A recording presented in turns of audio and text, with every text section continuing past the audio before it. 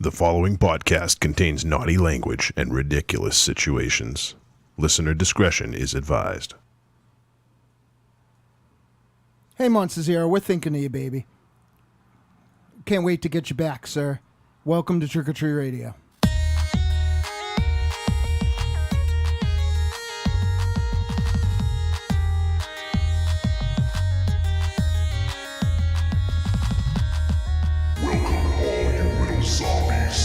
You're listening to Trick or Treat Radio, starring the Deadites.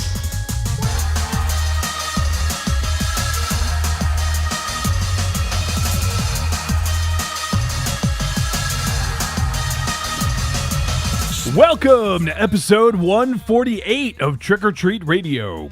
Trick or Treat Radio is a phantasmagorical spin kick straight through the heart of pop culture. It is navigated by the Deadites. The Deadites are the world's greatest electroshock band. We destroy monsters, we drink booze, we win championship belts, and we drink more booze, as evident by last week's episode, Dynamo. I literally told people not to listen.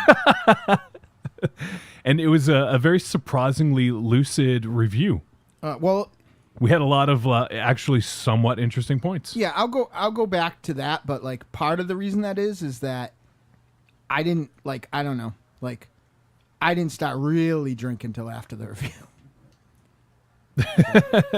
I guess that is true. So hey, I have to apologize before we introduce him even to our guest tonight. Yep.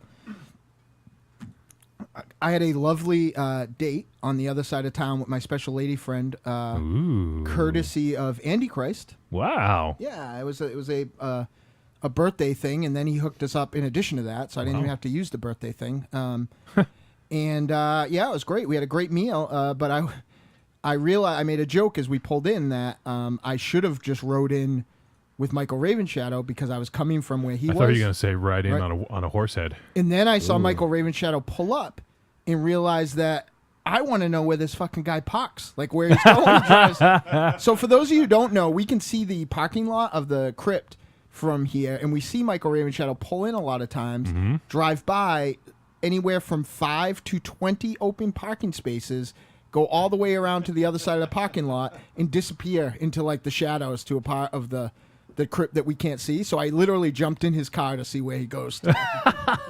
And it was far. It was a far walk. I'm still not You're sure still why huffing and that. puffing. Yeah, it was far. I went in and told T-Dog that, okay, you're on. You got to get me into shape because Michael Ravenshadow's parking space almost killed me. Well, yeah, it's a defense tactic. Defense tactic? Yeah. It's like from the old Lucky Dog Deadite shows. That way, if I park far enough away, I figure that will give me time to leave the club or wherever I'm going. And get sober. And kind of sober up. And that way, you would have to park in New Jersey. You'd have to park at Joe's house. Joe, you got a spot? You don't got like some kind of winter parking ban out there, do you? That fucking ruined my day. What the fuck? Thought I was walking straight. My shadow told me no. Your Ravenshadow. The Ravenshadow. No. So we do have a guest. We are down. Well, I guess Tiny is technically down all the time, but we are down one more. Unfortunately, there's a medical emergency with Papa Zero. So MZ is not joining us this week. So hopefully, speedy recovery is on tap for Papa Zero. So I'll let him talk about it. But I spoke with Monster Zero on my way in, and it seems to be a marginally better prognosis than he maybe thought this morning. Oh, good. So not awesome and not out of the woods. Sure. Papa Zero will probably be, getting mail forwarded to UMass Medical Center for a while, but, better than they initially thought. Okay, well, that's good news for sure. Yeah.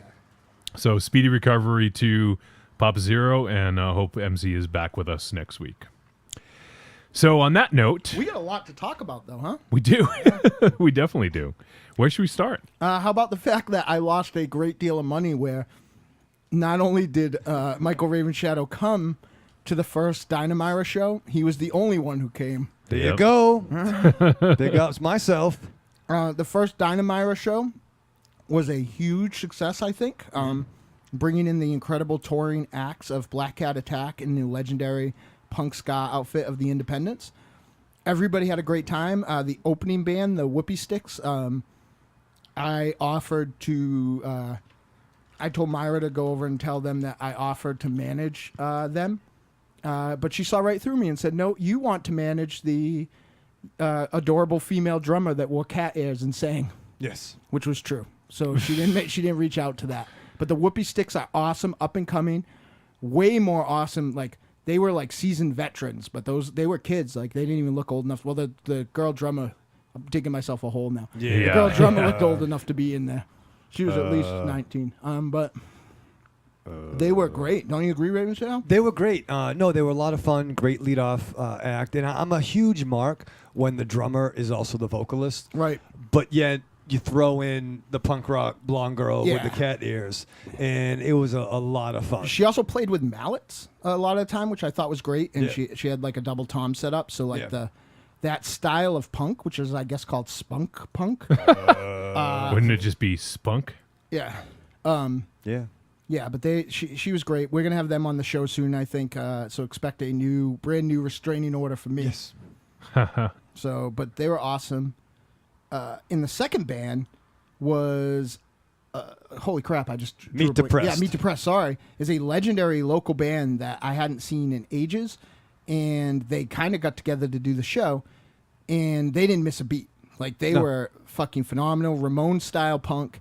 It was awesome, but when our dear friends Black Cat Attack took the stage, like to quote the legendary Jim Ross, business picked up. We play. We're an electronic band, so we play with bands that are partially sequenced. We've played with bands that weren't that tight, and some of it's pre-recorded. So they were astounding. Like, it's great. Like, they sound like the CD live, and not a lot of bands can say that. Like, they could record a live set, and it would sound exactly like. The duo vocalists were so tight. Everything was awesome. Their sound was incredible. And then Evil and the Independents came on, and they just, I don't know, it was just such a great time for me because they played a lot of songs from early. Yep. And it brought me back to early NCW, like playlists and the Warped Tour and driving around and all this other great stuff. It really made me feel good. And I kept getting the mic put down to my end of the stage because like I knew all these old songs and I knew the brand new record. So like, you know, it was cool. And then to meet Evil, he said hello to everybody. Yep. He was so gracious. And when he came in, I went and, you know, shook his hand, hugged him. And he went, hey, there's the fucking guy in the red shirt that wasn't paying attention at all. He was looking at porn. Yeah, but I do have one awesome story to tell that I almost forgot. So, our dear friend who you'll hear on the show in a couple weeks, I think, Slacks, his special lady friend was there. And she's fucking awesome, right? So I was chatting it up with her, right? Mm-hmm. And a little while later, Ravenshadow was chatting it up with her, which I thought was real nice because I didn't know they knew each other, but I liked that Ravenshadow was being friendly and making everybody feel welcome. And so a few minutes later, Ravenshadow comes up to me and like Black Cat Attack's getting on stage. And he goes, shouldn't Val be up on stage? Oh, and I'm my like, fucking God, no way. She's right there. And he's like, wait, what? I'm like, she's right there. She's that blonde girl I've been talking to. Fucking kidding me, right? dude? And he goes, wait, what? Like, that's how the whole conversation went about 3 times. I'm like, she's there with the guitar. Wait, what?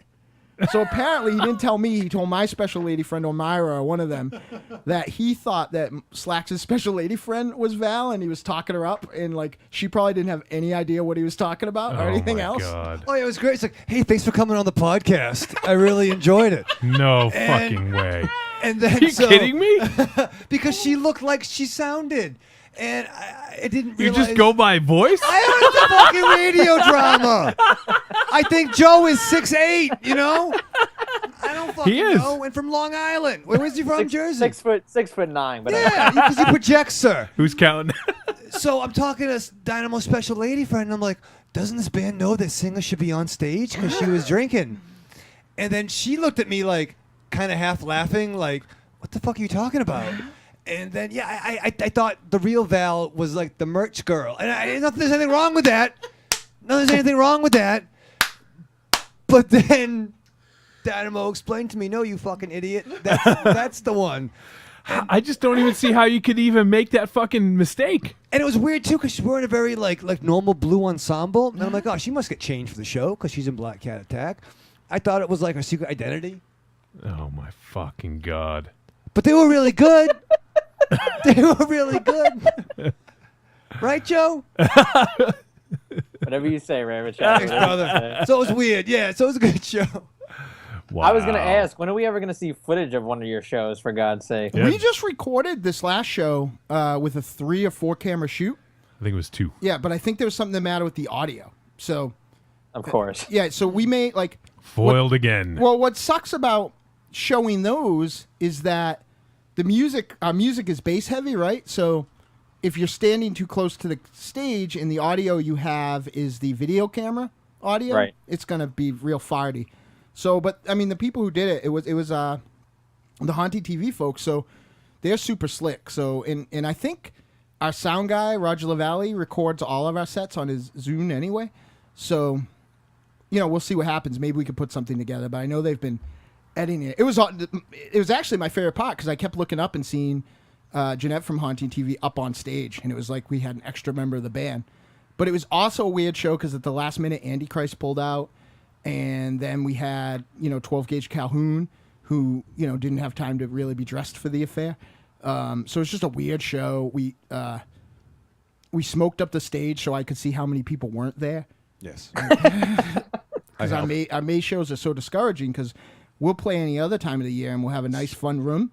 But like for some reason, April, May, like people are just like, nope, we're not doing that. Well, it gets nice outside. Yeah, I we think don't- that's part of it. Yeah, we don't care about those weird looking dudes and girls. So yeah, and Oracle wasn't there, but Well, what's it kinda cool, was. well, yeah, what's cool about this show is that a lot of neat things happen. Like we had 2 amazing vocalists stand in for Oracle to do some of her songs, and then specifically Nikki Luparelli, who Donna Matrix sings in Nikki Luparelli's band, and Myra, who you'll know from multiple Trick or Treat radio appearances and Evil Streaks. But then we did a song, Joe, that I put in the set just because I wanted to have this really relentless middle. And as the song started, I was like, I said on the mic, I go, that awkward moment when you realize that Oracle actually sings the song. And Oracle, who wasn't feeling well enough to come to the show, busts out of the smoke like a superhero, does the fucking song, and goes through the smoke again. Like I was like, we were like, holy fucking shit. Like she hugged me on the way by. I was like, see you Halloween. It was just fucking gone. And I was like, what happened? Round Trip Jones took a nap on stage. So, it was a weird night. But I'll show it to you. But I don't know if it will come out for public consumption because I don't know how the audio is. But it's gonna look fucking good because those. Yeah, guys that's are basically what I'm asking. Just give me a copy over here. I need to see something like this. Copy. Yeah, give him a fucking copy. Here's the Jesus. problem. If my vocals sound good at all on the CD, it's all prestidigitation. I'm a really bad singer. So those girls are good singers, but I'm a really bad singer. So like I hate showing people live stuff because like it's fun and we make jokes and there's comedy that you don't get on the CD. Right. But then I sound like Dickie Barrett from the Bosstones with a sore throat. So Yeah, to but hear that's the that fun shit- of concerts in general. Is just Yeah, it's you're not kind fun. of just screaming the lyrics and you get the atmosphere and or that's what I like Halloween, about. That's what I would like to see. Halloween, you should come up and see us. The night of the year. The best. I was actually going to ask you guys while we're on the air. There was how close are you guys? I don't know if you even know this, or maybe you can Google it on the spot. How close are you guys to like the House of the Devil house? Do you know? Well, that Anybody one- know? It was in Connecticut. Connecticut. Yeah. Yeah. I Let think me that's look it up. almost. I think that's closer to you than it is to us, or maybe right in the middle. Because Tom and I were discussing, because I know when Ty West shot House of the Devil, he stayed at the Yankee Peddler, Right. Which Yeah. which my parents and my sister just went down there for a dance competition a few weeks back, and she goes, "We stayed at this place called the Yankee Peddler," and I flipped out. I was like, "Holy shit, are you kidding me?" And she took all these pictures, and I was like, "This is where the Ty West movie was shot." And she was like, "Oh my god, that guy you interviewed a few years ago," and I figured, like, I was telling Tom, I was like, we need to go down there. And depending on how far away you guys are, we can like coincide and maybe like go to. Coming. So See, that would be the best part. No, That it's would be not the- the best part. And plus, I don't want to stay too close to there because I don't want Lena Dunham to make my coffee. There's a joint nearest Joe called the Yankee Diddler, That's a different place. which is more cost effective if that's you where want to stay there. that's the bar near the school that Michael Ravenshadow hangs out with. It's It's like the Leicester Primary School and then the Yankee Diddler. And that's where Michael Ravenshadow hangs. I can't go there anymore, but Well, So it's a while away from you guys. Yeah, but I'm checking right now. We're a little more busy this year than we generally are, but like, That's not that bad. yeah. It's an hour and 53 minutes. yeah, it's not bad. It's it's no, going down it's- the Cape. It ain't no thing for me and Wolfie to hop in the car and go to like Philadelphia or Eastern Pennsylvania. So like that trip would be like a joke for us. It's I know for me it's like 2.5 hours, 2 hours. Okay, so it's a little bit closer to us, so there's no excuse. Yeah. Right. No excuse for you, But Ravenshadow. that still doesn't mean Yeah, that you it's- shouldn't come down for the Halloween show. So you could listen to 2 hours of our show and then hear an hour of our show after it. And then, or you could listen to 2 hours of their show. Oh shit! If you drove there, drove back, and then drove back again, that's 2 of your shows and 1 of ours. Well, why don't we go down to Long Island? We'll listen to one of No, our shows. no, Some let's of never theirs. do that. We'll pick them up, and then we'll go. Where we want Chinese buffet really bad. Yeah, it's gonna No, bust. you come see the Amityville Horror House. See, it goes both Yeah, ways. yeah. See? See? Oh Right. shit! I go both ways, but I'm still not going to Long Island. Oh. A funny thing about the last few, like Mad Max 7 and maybe The Duel, or maybe whatever was before that, I haven't been able to sleep the last like couple nights because I've been helping my family with something they have going on. We've had a member of the family in the hospital, so I don't want to wake up anybody in the house. So I've been sleeping with my headset in, and Film for Thought has been what's been, I like it a lot. Yeah, keeping me awake while I have to stay up overnight a lot of time. And I will fall asleep at some point, and without fucking fail, I'll fall asleep, and I'll wake up, and you guys are giving me shit about Hellraiser. Like, I don't know what episode it is. It's the same episode, but every time. So, like, that voicemail's coming, too. I can't wait. Or Jaws 2. Oh, did you hear the news show we posted last night? No. I heard. He rewatched Jaws too. Yeah, I heard right. that. I heard Yeah. I heard pretty much the whole episode. I listened like the first 2 hours 15 minutes or something. So I did hear Tom's review of his re-review of Jaws 2. Yeah, I gave him shit on the Facebook about it. Anybody see Poltergeist or no? No, I don't think anyone No. Is it out? Yeah. Yeah. Yeah, The new one? That's what we reviewed. My buddy Steph Wiley saw it, and she didn't seem to give it. She didn't say too much because I wanted to see it, but she didn't seem over the moon about it. So I saw the Point Break trailer. That was fucking weird. Let me just quickly on that. Like, if there wasn't an original Point Break, wouldn't that be like the weirdest trailer you've ever seen? Yeah, because they're like snowboarding. You'd be like, what is this? The Extreme Sports Yeah. Ocean's 11 movie? Yeah, it's like triple X2. Like, why are they base jumping? No, there was a Triple X2. Oh, there was. Yeah. it looks like they made a trailer out of the montage from like I rewatched Exist and watched most of Extraterrestrial like back to back, and it looks like they took like the sports like montages out of that and made a trailer for Point Blank out of it. I was gonna ask you. So you never finished Extraterrestrial? That's what I was giving you shit about on Letterboxd a week ago. I still have. What happens is that Like, you're like, it's so good, and it's like you're talking about how good it is, but you haven't finished it. What kind of weird shit is that? well, no, You're gonna watch it, Joe. Listen, I really, really was enjoying it, but like my special lady friend doesn't like to sleep, so she'll start a movie at like 2:30 in the morning, and my day starts like I go to bed at like 3, and I'm up again at 6, 7, like in between 6:30 and 7:30, and I don't go back to sleep, so I'm asleep. I'm like awake all day till 3, and then she's like, "Let's watch a movie," and I'm like, "Okay." Opening credits, out like a light. Yeah. And it's not even like I'm that normal guy where you put in a movie and like, well, I'll fall asleep. Like this Right. is, it's fucking 2 a.m. Cut me some slack. But You know what? My kind of woman. You know me. I fall asleep at 4:30 in the morning now, so I do start movies at Yeah. 2:30. she likes to come out that way a lot. I'll give you her number. But I was gonna say though. The point being, like, okay, so you're like, that was good, but then like a week goes by and you see Tom's letterbox and you're like, yeah, the movie's great. Like, you didn't finish it. Yeah. Like, that's my point. My point is, like, it's so good that I haven't finished it. I'm just waiting. Yeah, I saw. I'm not sure how long it is. I'd be surprised if it's more than 80 minutes. But I saw. Yeah, I think it's like an hour and a half. Hour Yeah, 40. like I saw 70 minutes of it. Oh, so you just watched the last 20 minutes. No. Yeah, I don't have a lot left to watch. Yeah. Right. Well, apparently Tom liked it, and he was recommending it to me specifically. They were. There was 2 people left when I fell asleep. So Interesting. yeah, I may even have Spoiler less than alert. that, Yeah. So it was the people who did Grave Encounters, right? Yeah, Oh. which I liked Grave Encounters. Yeah, yeah. Did we do that on the show? Or was No. No. Oh, I watched that in real life. We should review Extraterrestrial just so a Dynamo can finish it. Yeah. Get done. Well, spoiler alert, I watched this movie. I'm still not sure what it's about. All right. It's gonna be fun. I wish MZ was here. Speaking of this movie, let me talk about what we're That's up something you to. don't say a lot. Well, let's talk about what we're up to this week. So we're going to review another film from our friends. Joe's up to 6'9". Yeah. Another film from our friends over at Artsploitation Films. This is called Horsehead.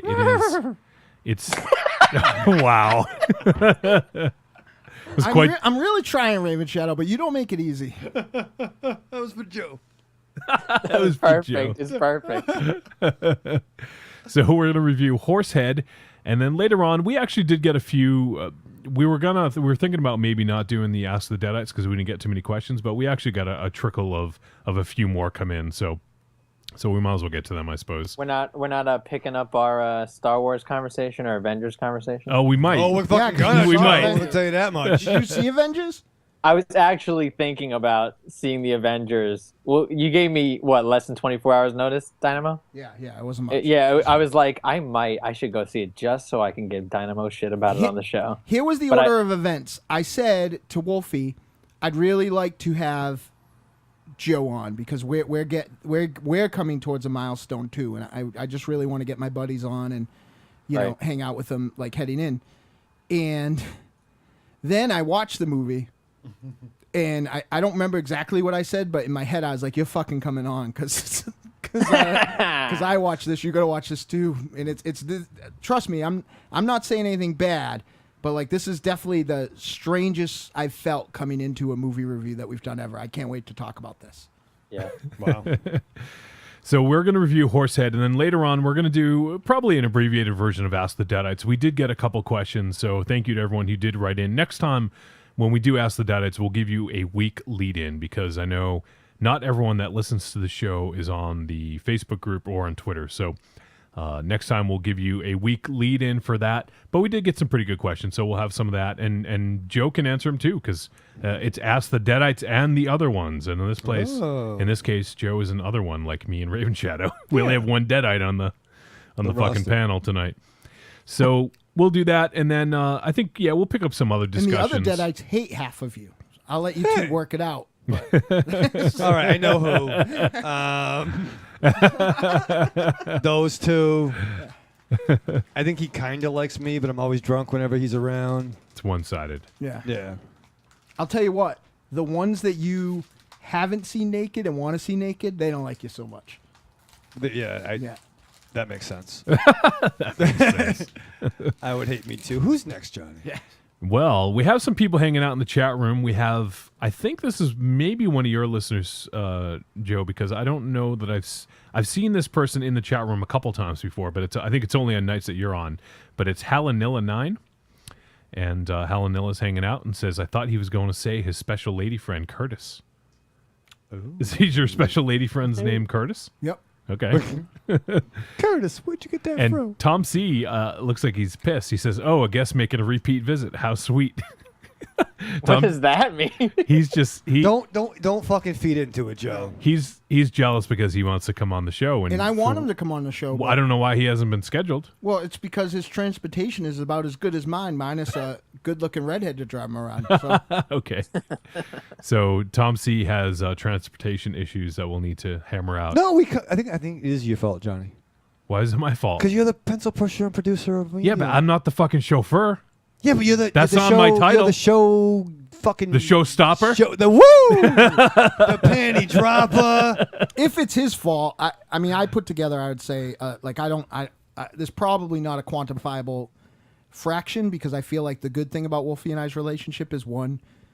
In certain It's the elements, lack of sex. That's Yeah. the good thing. In certain, You guys are married. speak for yourself. In certain elements of it, I can't do any of the tech stuff. I'm no good with that. But like, I feel when one is kind of lagging, the other one picks up. So I feel like we both book guests. So I guess if it's Wolfie's fault at all, it's mine. But like really, I feel like we came to a conclusion when it can happen. It just hasn't went down yet. I want Tom C. I love Tom C. We give him a ride, but Johnny, you don't want him here.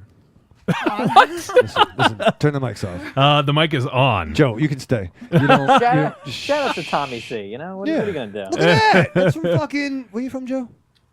Long Island. From Long Island. See, they like you out there, Tom C. And Tom C says, I would have been there if it was within walking distance. I assume he means either the Deadite show or the Ralph show. I don't know. But yeah, well, the Oregon Trail's at walking distance. She's going to get a fucking head start.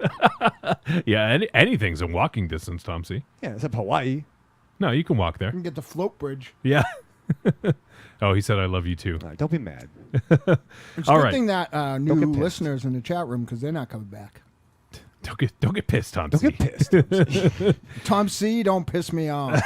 Where's fucking little Tommy Cino Washington? He's my dude right Yeah, there. that's my dude, right? I love that guy. So that's what's going on tonight, and we do have some feedback to play later on as well. Take! Oh, do you want to hear that? Oh, yes. Take these broken wings. Joe, we have yet to nail down the identity of one of our mystery callers, but I think you might know who that mystery caller is. Oh, yeah? Yep. I can't wait. I have too many mystery callers on my show. They all are under aliases. Oh, do they sound like this? Take these can't broken tell. wings. Stop, don't play it anymore. Does anyone sing 80s sitcoms on your show? 80s sitcoms themes? No, I don't think so. Okay. No. I legit peed my pants while that was I going. know. I spent a half You an hour almost- last night listening to that over and over You again. almost spit your rum in his mouth. That was weird. If you watched the live feed, there was some weird. I'm not sure where we were at together at that point. I will do anything to not make a mess in the studio, though. So I appreciate that. All right, so let me go ahead and introduce everyone. I am Johnny Wolfenstein, the pencil pusher and producer of media for Trick or Treat Radio and the Deadites. We also have the immortal gunslinger, singer, lyricist for the Deadites. He is the funky father of all this funky. what? Did you lose your? I just could never remember that. The fudgy. Can we add savor of turtles to my? Oh yeah. Fudgy the Whale. Yeah.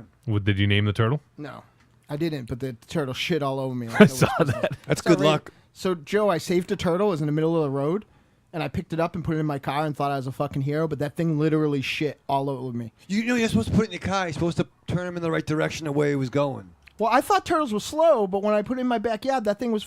I'm not even kidding. There's a picture. That thing fucking passed a rabbit, like on the right.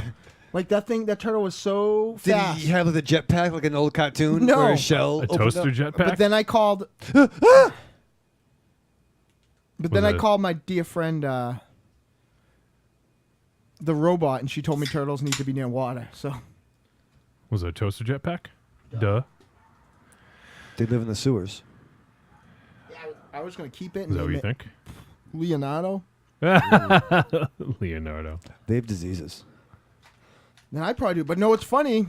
My soulmate, Alex DeCampi, also saved a turtle in the road. How weird is that? You guys are like the turtle Ghostbuster equivalent. Well, no, because we would like smash him with hammers if we were the Ghostbuster equivalent. Whoa. Hit him with particle backs. We like saved them. Back here live at the Waterfront Village with my friend, the zombie, Jonathan. You're looking good. Jonathan just got an awesome face paint job. What do you think? I like turtles. Perfect. I like turtles. We're here with little Dynamo. We're a little Dynamo. So yeah, you can follow me on Instagram. I think it's dynamo.marz or something like that. I won't be hard to Something like find, that. yeah. And you can see all the pictures of my turtle rescue and how much better looking than me my lady friend is, and all the other things that fucking surprise people. There's some pictures of me. I look like a Highlander villain apparently with my dyed black hair and my Franco Nero headband. Take these broken wings. This is the best thing ever because we really don't even have to do the show anymore. Even when we're fucking blowing it, like right now, we could just play that and it's gold. Yeah, it is gold. Over and over again. We don't even need Tiny to come back. No. We also have the chain-smoking, hand-kissing, baby-shaking, hot pocket loving, comic book reading nerd, and the official smoke machine for the Deadites, Michael Ravenshadow. That's right, Johnny. You know what I say? Nope. Have a good time all the time. Booyah. There you go, Joe. Booyah. I was talking to Johnny, but I was really talking to you. This is fucking creepy. And we also have filmmaker and host and producer of Film for Thought podcast, our buddy Joe DeCanio. Pleasure as always. Joe, it is a pleasure. It's been a few weeks since we had you on. It was Lost River, I think, was the last one, right? Yep. Oh, right. Yeah, Lost River. Yeah, that was a fun one. I like that review a lot. Exciting. I like that Don't movie. don't ixnay on the Lost River, or else we're gonna have to hear about the Dented Me Blu-ray. Why is it dead to you? 'Cause it Yeah, doesn't have it's, Dented. it's my Blu-ray that came.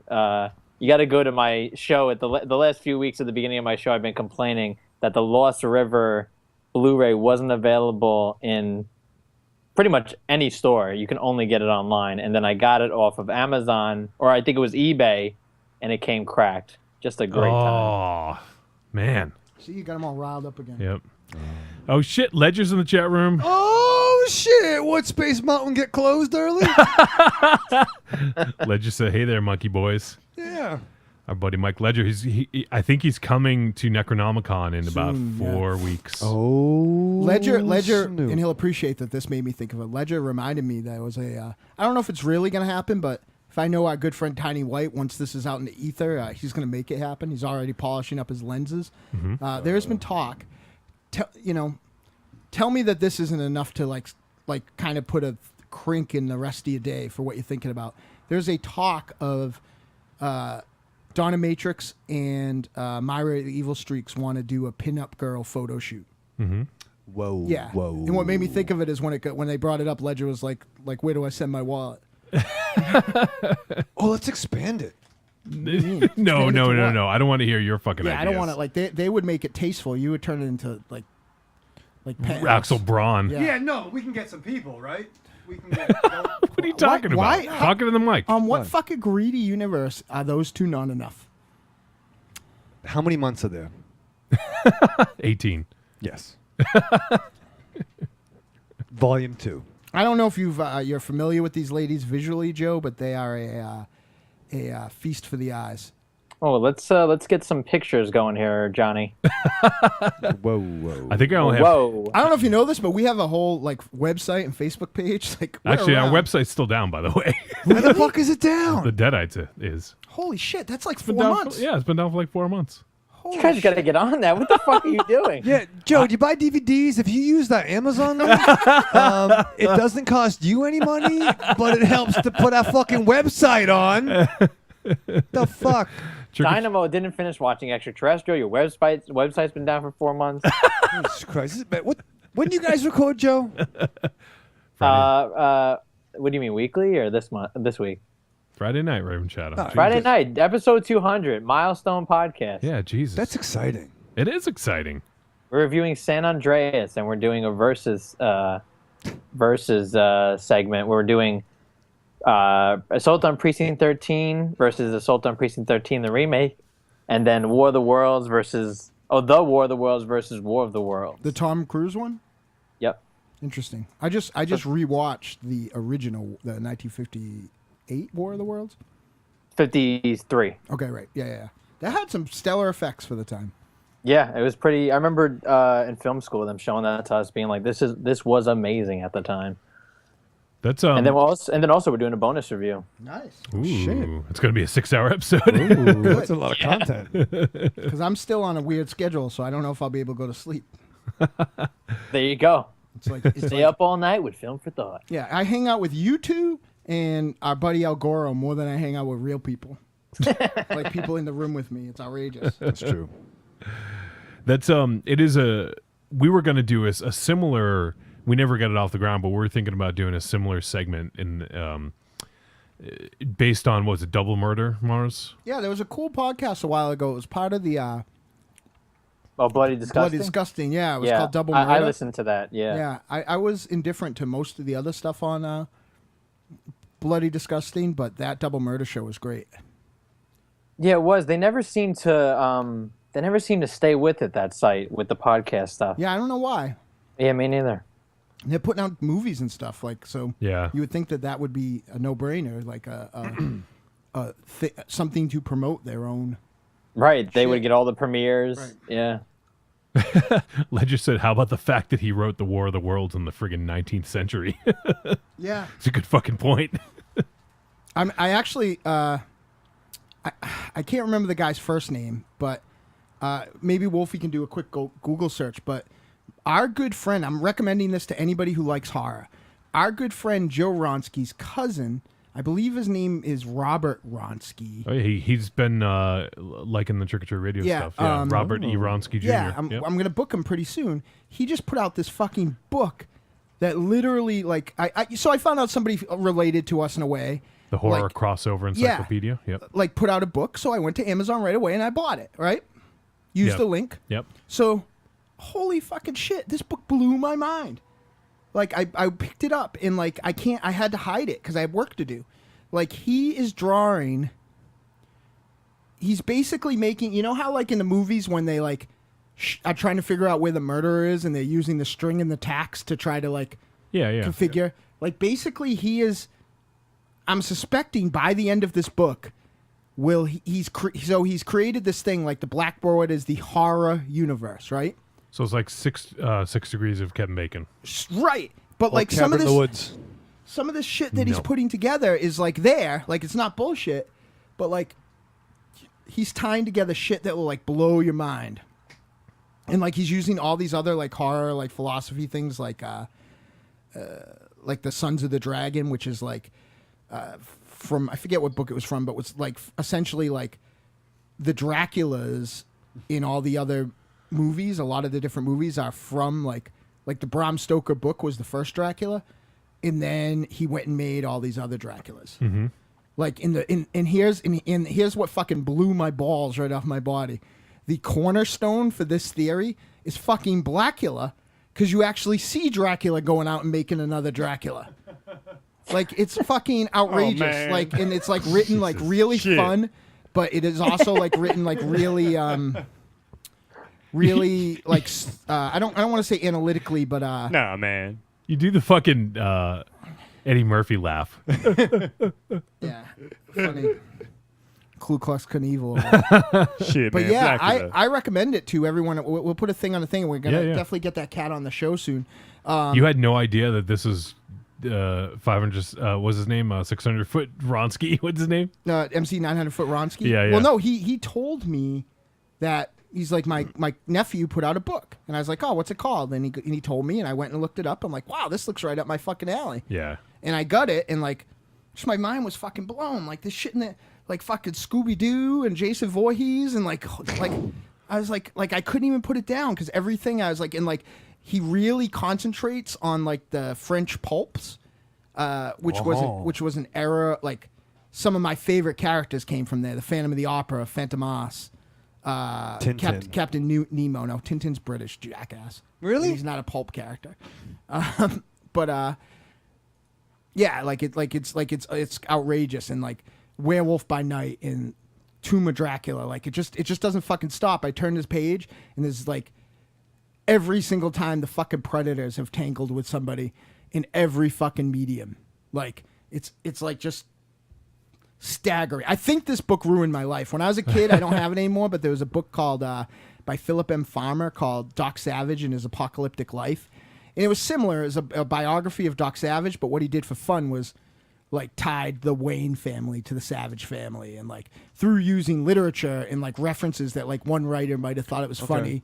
One writer in the 60s might have thought it was funny to make a correlation, and he did all this crazy research, and like all of a sudden the Savages and the Waynes are like related, and like all this other fucking crazy shit. So like this isn't a good review, because I am aghast at this book. Like it's fucking outrageous. You know what the other part about it that's weird? Amazon delivered it on a Sunday. Yeah, they deliver on Sundays now. Yeah, fucking cool. USPS. Yeah, they just fucking showed up and was like, "Here's your book." Like I got a text because I had a trouble a few deliveries ago where they were sending me texts that my shit was there, and I'm like, "It's not here." But like Sunday, it was like your book is here. That's not it. That's not it. And the reason my stuff wasn't coming, by the way, was that my 60-pound Sin City omnibus, which wouldn't fit in my mailbox wasn't shoveled out. That's what was going on. So they're like, oh, we're going to send it back because we had nowhere to put it. Fucking asshole. It's 60 right? Yeah, Joe. Fucking get him, Joe. It's 60 fucking pounds. Would that fit in your mailbox? Put it in front of my door. Right. Yeah, My the fucking walk driveway is was shoveled, asshole. Right. It's not my fault. It's fucking April, and I still have a snow banking in front of my house because of them shoveling it 25 feet. The fucking lights are on. Knock, motherfucker. Don't they have those droids now that can like pop it on your step? Like, use that. Yes. Yeah, I get out too. Get out too. What droids? He's the drone. We better The go, 'cause drones. this is outrageous. The Amazon Oh, drones. the drones. The Yeah. drones. These aren't the Droids, drones you're same looking shit. for. What the fuck? These are the drones you're looking for. Yeah, but one George Lucas gets a cut from. Are they like foxy women that like bring you No. mail? Like are they We dressed should like... we should invent that. That'd be good. Right. We should invent like free bitches. Jesus Christ. That's a money making You just set idea, this right? podcast back 50 years. I'm the fucking guy. Yes. Joe, free bitches. Would you buy that? Bambaleo. There you go. Oh my God. Big ups. See, here's an Amazon drone right here, Ravenshadow. This is what it looks like. That's scary looking, man. Carries your fucking package right to you. One of these days, and I'm going to be so fucking excited about it, and I'm saying this because she's legitimately my hero. I was talking about her at dinner tonight, too. T-Dog is going to come in here and give you fucking Kobayashi knees right to the head one day. Like, she's just gonna walk in here. Yeah. Why? And she's just going to fucking tear into you, and I'm going to be so glad that I'm here to see it. I don't want her to do that. Fucking Nakamura fucking knee strikes right to your fucking side of your dome. Tajiri the And I'm gonna be Mist. so happy. What was it? Was it Tajiri who had the mist? Yeah. Yes. I'm gonna He's be one so of them. I'm gonna yeah. be so happy. Like the door's gonna fucking swing open and just knee. She's gonna like So she's we on a fucking wire. we need to we're getting into the second hour here, so we need to It's the second hour? yeah. Well, we're about 40 minutes in right now, so we need to get to So this is the first hour? Shut up. Which hour is this? So we need to start getting into stuff here, but before we do that, Joe, I want you to let folks know where they can find Film for Thought podcast. Well, at filmforthoughtpodcast.com, of course. Of course. Also we're on iTunes and Stitcher, thanks to Dynamo. Dynamo, you listen on Stitcher? Yes. There you go. I listen And also, I have also one we- podcast not on Stitcher, and like I'm starting to be pissed off at them because I like have to go like remember to go listen, and then I have to listen to 22 episodes. why do you not use iTunes, may I ask? Because I don't know, like because when my awesome phone got broken, iTunes doesn't make like That's because you're not using iTunes, you're using Yeah. iTunes. yeah fuck. What do you mean my bone's not strong? Apple I'm drinking doesn't plenty of make- milk. Like, my fucking 22 gig phone broke, and they handed me a 7 gig phone. Like, that's gonna do me any good. Like, so I can't have any shit on my phone. Like, I have to stream everything. Oh, If I that's a fucking catastrophe. if I load podcast on there, I can't even make calls.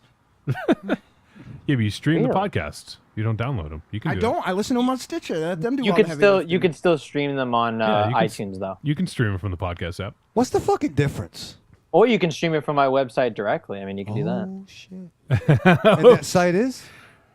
Filmforthoughtpodcast.com. And also, I know you're on Twitter, Joe. It is Cinematic Fanatic without the I in cinematic, or the second I, right? Without the I in cinematic. Yeah, the second I. Yep. So there you go. Go check out Joe on Twitter and also on Letterboxd, right, Joe? Letterbox. I was gonna say letterbox.com/JodyCanny. I'm on there all the time, logging all the movies I watch daily. You watch more fucking movies than anyone I know, Joe. I seriously do. When Do I you know w- what you're up to number wise? In terms of Films? all 'Cause- time. No, well, like for this year. Oh, I actually am about to hit 300. Jesus Christ. are you I know, kidding it's me? Insane, yeah. You're not even like.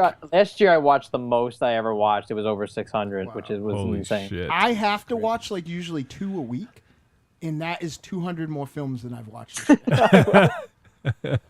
And I feel like I watch like I mean, I'm kind of a busy guy. Like I know there are people much more busy than me. Like I don't have to write my monster hunting blog. You know, it's all self-imposed. But I kind of look at my thing sometime. I'm like, I watch a lot of movies, but I guess I don't. When I was listening to this most recent episode, Joe, I was listening to, you guys run through what you watch, and Tom had I think 3 or 4, and then you were like, you kept going. I'm like, Jesus fucking Christ, Joe. Yeah, but in poor Tom's defense, he can't even get through it without Joe jumping all over him and all stuff. Tom just mentions, Tom's like, you know what, I was wrong. 2. Babadook's pretty good, and Joe's all over him like a fucking cheap suit. I'm lucky. You're lucky he talks about any movies. If I was him, I'd be like, just pass. We're so different. It's unbelievable. The more and more, especially because we changed the format 6 months ago of the show, I'm learning that we're such different moviegoers. It's insane. Yeah, it's funny because and I think that makes for a great show because it's funny. You'll be like, so Tom, did you check this out? Nah, I don't care about that movie. Well, what's getting frustrating though, I gotta say, and I've talked to him about this, it's almost like he feels like that for everything. It's a little annoying, I would say. It's just like we talked about the Steve Jobs trailer. He's like, I'm not interested in Steve Jobs. I'm like, you have an Apple computer in front of you and an iPhone. How are you not interested in Steve Jobs? Right. Fuck him. I don't know. There are certain, this will be in my voicemail, recovered again, but I think, I think it's brave when Tom will watch a movie, not like it, but then give it another chance. Like, I think that's but in my Joe does that too. I agree with you, and that's kind of what we had it out about Babadook. I thought that was a great discussion. But at the same time, he won't go out and watch Prisoners, which I've been bugging him about for 3 weeks. Or he won't go out and watch Lost River. He just won't. And yeah, but Prisoners is like a sad movie. And horror movies aren't upsetting at times? No, not like that. It's just weird. I don't know. I'm not asking him. I'm not asking him to go out and watch 2001: A Space Odyssey. Like, I get it. That's not for everybody. Or even I haven't even really pushed Lost River on him because I understand that that's not. I've known him long enough to be like, all right, that's not for him. But like something like Prisoners, I know he would love, and that's what kills me. It's like I know he's gonna love that movie. Like he's not. No matter what he says, he's not gonna come back and like It Falls. I don't think. Oh, No, he's not. Even if it's by principle of defying me. Yeah, I'm not even sure. Like, I just think that that's not his thing. But I mean, I haven't seen it yet either. But am I wrong in thinking that isn't? No, I did see it. Isn't that movie the movie where Batman and Wolverine couldn't stop the Prince of Persia from killing kids? Batman? Isn't he in it? I know Wolverine's in it. Am I remembering the wrong movie? Christian Bale? Yeah, Christian Bale's No, not he's in not. it? He's not in it. No, he's not. In it. Wolverine's in it though. Wolverine's in it. Hugh Jackman. Oh, the kid next door, right? The kid killed somebody. The kid. And Hugh Jackman's pissed, right? No. They take the Oh, my kid. They fucking take his God. daughter. They take his daughter. He's pissed. Of course he's pissed. Well, thank you. Fucking justify it. And you couldn't deaf fucking silence. Are you thinking about Terrence Howard, Dynamo? Terrence Howard's the other dad. So he's War Machine, right? War Machine. Oh yeah. He was the original. the not Don Cheadle War Yeah. Machine. I fucking love Don Cheadle though. Yeah, he's pretty much the man. Don Cheadle would be my Jon Stewart. Oh, to host the Daily Show. Yes. But Terrence Howard was a much more. All right, we got to fucking go on. Now we are getting into the second hour. We're getting close. We have Samurai Yao is commenting on YouTube and said, should there be a Gremlins 3 in the near future? It's a good fucking question, Samurai Rao. Samurai Yao. Oh. I'm moving to this mic because it's fucking hot over there. I don't even know what's behind me, but something hot is blowing on me. It's Ravenshadow. He's breathing on you. I'm sweating in places that I haven't seen in 30 years. Really? Isn't Gremlins being rebooted? That's what I heard. I was having a That's what I keep conversation. hearing. Yeah. Well, I mean, that could be fine. A Gremlins 3 would be fine. Well, yeah, I mean, it ain't, It ain't Casablanca or It ain't anything. Casablanca. We're already making fucking Point Break. I mean, it's like closing the Bond door once the horse left. The Fuck what it. door? The What's the Bond. Horsehead left? Oh, the Bon Scott Yeah. from AC/DC. Yeah. right? What's the Horsehead left? All right, we got to fucking go to commercial. What a fucking commercial. So, everyone go check out Film for Thought. Joe's going to be hanging out with us all episode. It's going to be fucking awesome. Word. Ravenshadow, Yes. what do we use to stream our live video on Wednesday nights? Good question. It's our good buddies over at XSplit. XSplit! See, I wanted to do it. that was fun. That was fun. I like doing that. So our friends over at XSplit, if you're into streaming whether it be video, doing your games for Let's Plays, anything like that, go check out XSplit. They're our buddies, and they will hook you up with some awesome streaming software. Also, if you're going to buy Lost River on DVD, Blu-ray, or any film, for that matter, why don't you go ahead and use our Amazon link. Go to trickortreatradio.com, click on the Amazon logo, and everything you buy in that session will be attributed to us. We'll get a tiny, tiny little cut. It doesn't cost you any extra, Ravenshadow, and... No, it helps keep the lights on. Thank you very much. And also you won't get it cracked in your mailbox. There you go. Yeah, it'll knock on your door. Hey, Joe, we got something for you. Open up. Pick up, Joe. So go ahead and use our link because we're fucking broke. Yeah, we really need some help. Ledger. And the website hosting fees are coming up in June, so could use a little boost. Everyone, check your pockets. Check for lint, pennies. We're obviously 2 websites deep. Yeah, exactly. I got a bottle cap. I thought I had come up with a perfectly good, and I guess it's my fault for not following through, but I just assumed when, I had spoke with Tiny, and he said that is a really good idea. That was going to happen, but I guess not. Oh, about the old the Deadite site. Yeah, I was like, just fix it like this, and he's like, that is a good idea. I'm here. It still works, but the front page is just broken. There's nothing on the front page. Well, it's not even just that. It won't if it's still doing the same thing. It won't no matter what you click on, none of the media works. Oh, you're right. There's no content. No CryptoCast? Oh, you're talking about the Deadite site? Yeah. I went on it a few weeks back, and I was wondering why nothing was on it. See? I'm like, this is the weirdest site ever. It's intentional, Joe. You just don't get it. Okay, it's called art. It's all part of the mystery. You guys are the Banksies of bands. All right, we need to cut to a break. Ravenshadow needs to have a smoke. But before that happens, Ravenshadow. Yes. You sit down. What do you set your alarm for 5:30 a.m. for what? For Horsehead? I did. It came fucking close, but no, I actually started at around 6 p.m. yesterday. Oh, nice. Okay, so tell folks if they're going to sit down and watch Horsehead, what should they do? First, they go in the shed. You go in your shed and take your cans back. They've been building up all winter, probably fermenting. Double bags, because it's bad times. So cash your cans in. And go to the package store, stock up. Get some things. Get a pie. Get a small steak and cheese and a small hamburger pizza. Okay. I want you to go home. I don't eat hamburger. Fuck. Remember when you were fun? All right, get a fucking small cheese pizza. Okay, yeah. And a fucking rare back. Listen to, what's it called? Film for Thought. I like it a lot. First. Number 200. Number 200, get ready for that. And then strap on. Do you love a scary story? Do you love to dance? The Big Scary Monster Hunts at Midnight is a collection of dark songs about sex, love, death, revenge, and the end of the world. Brought to you by the world's greatest monster hunting electroshock band, The Deadites.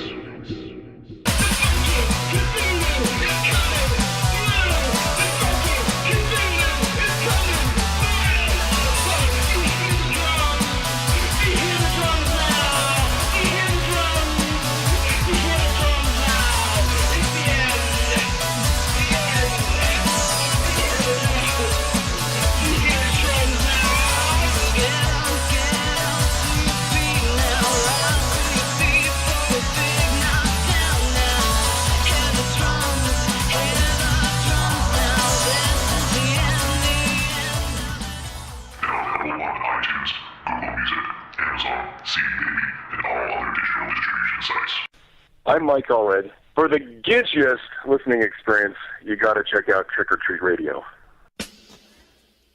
I'm Ruby Burble.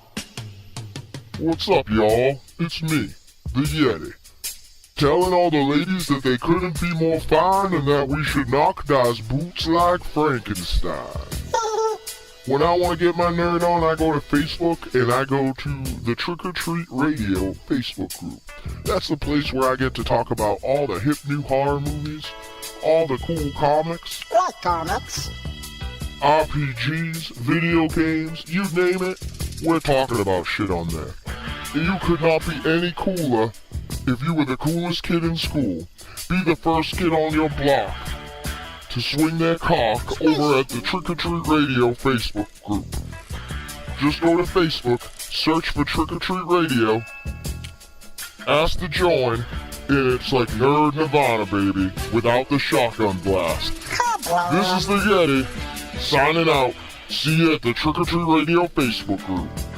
Follow us on Twitter at The Deadites, TheDeadites.com, and TrickOrTreatRadio.com.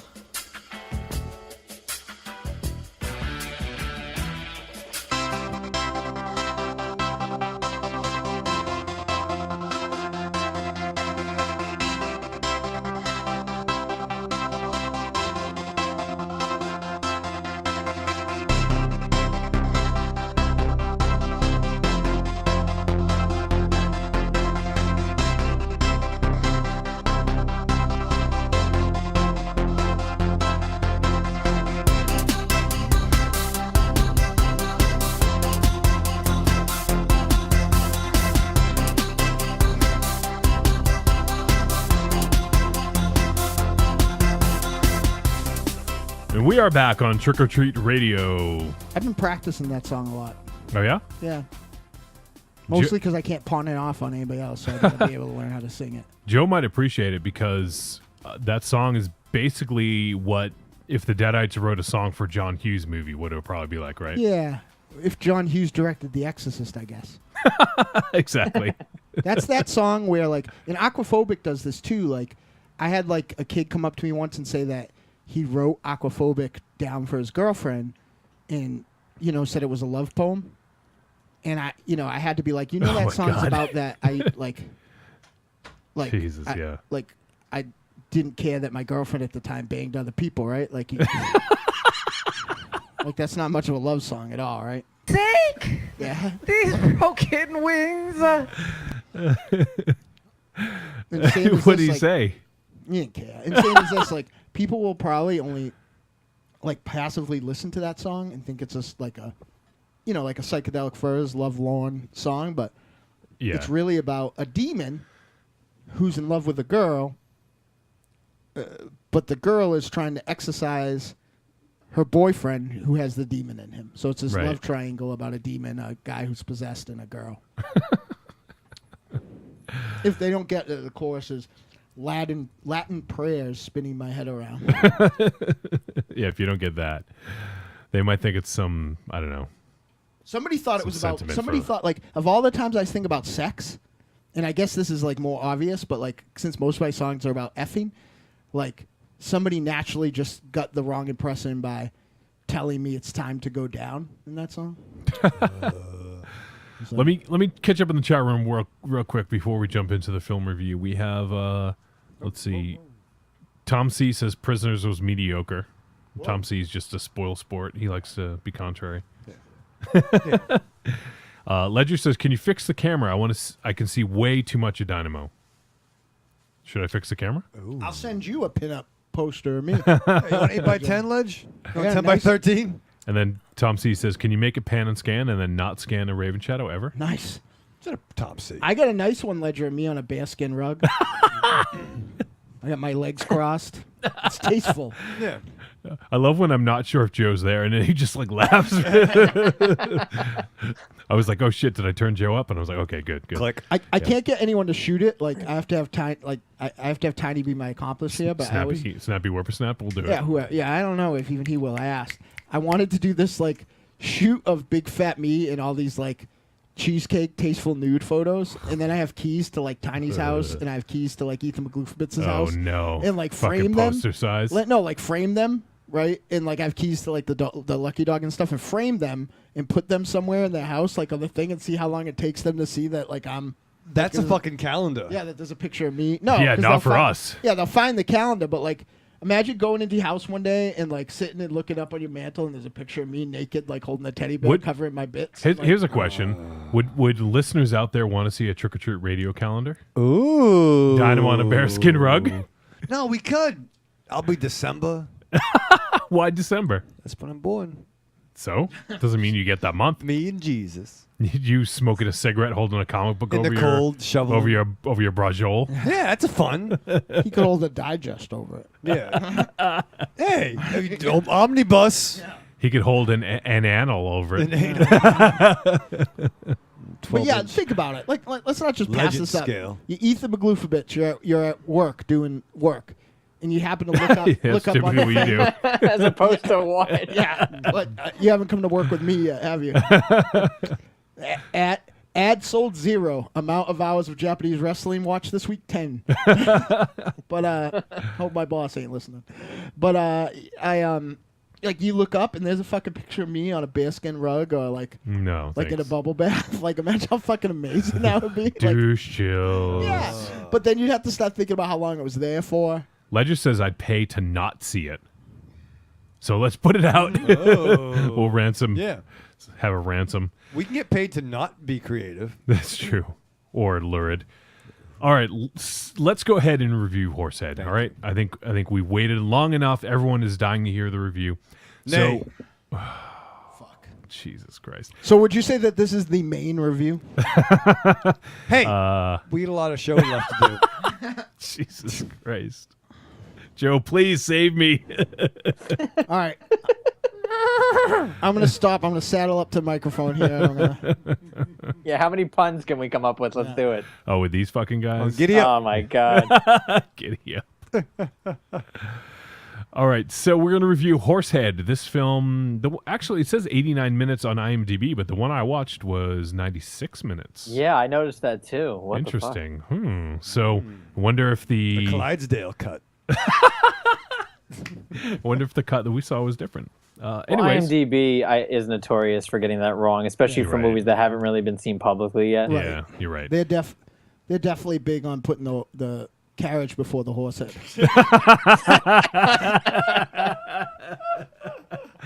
All right, this film is a Say no more.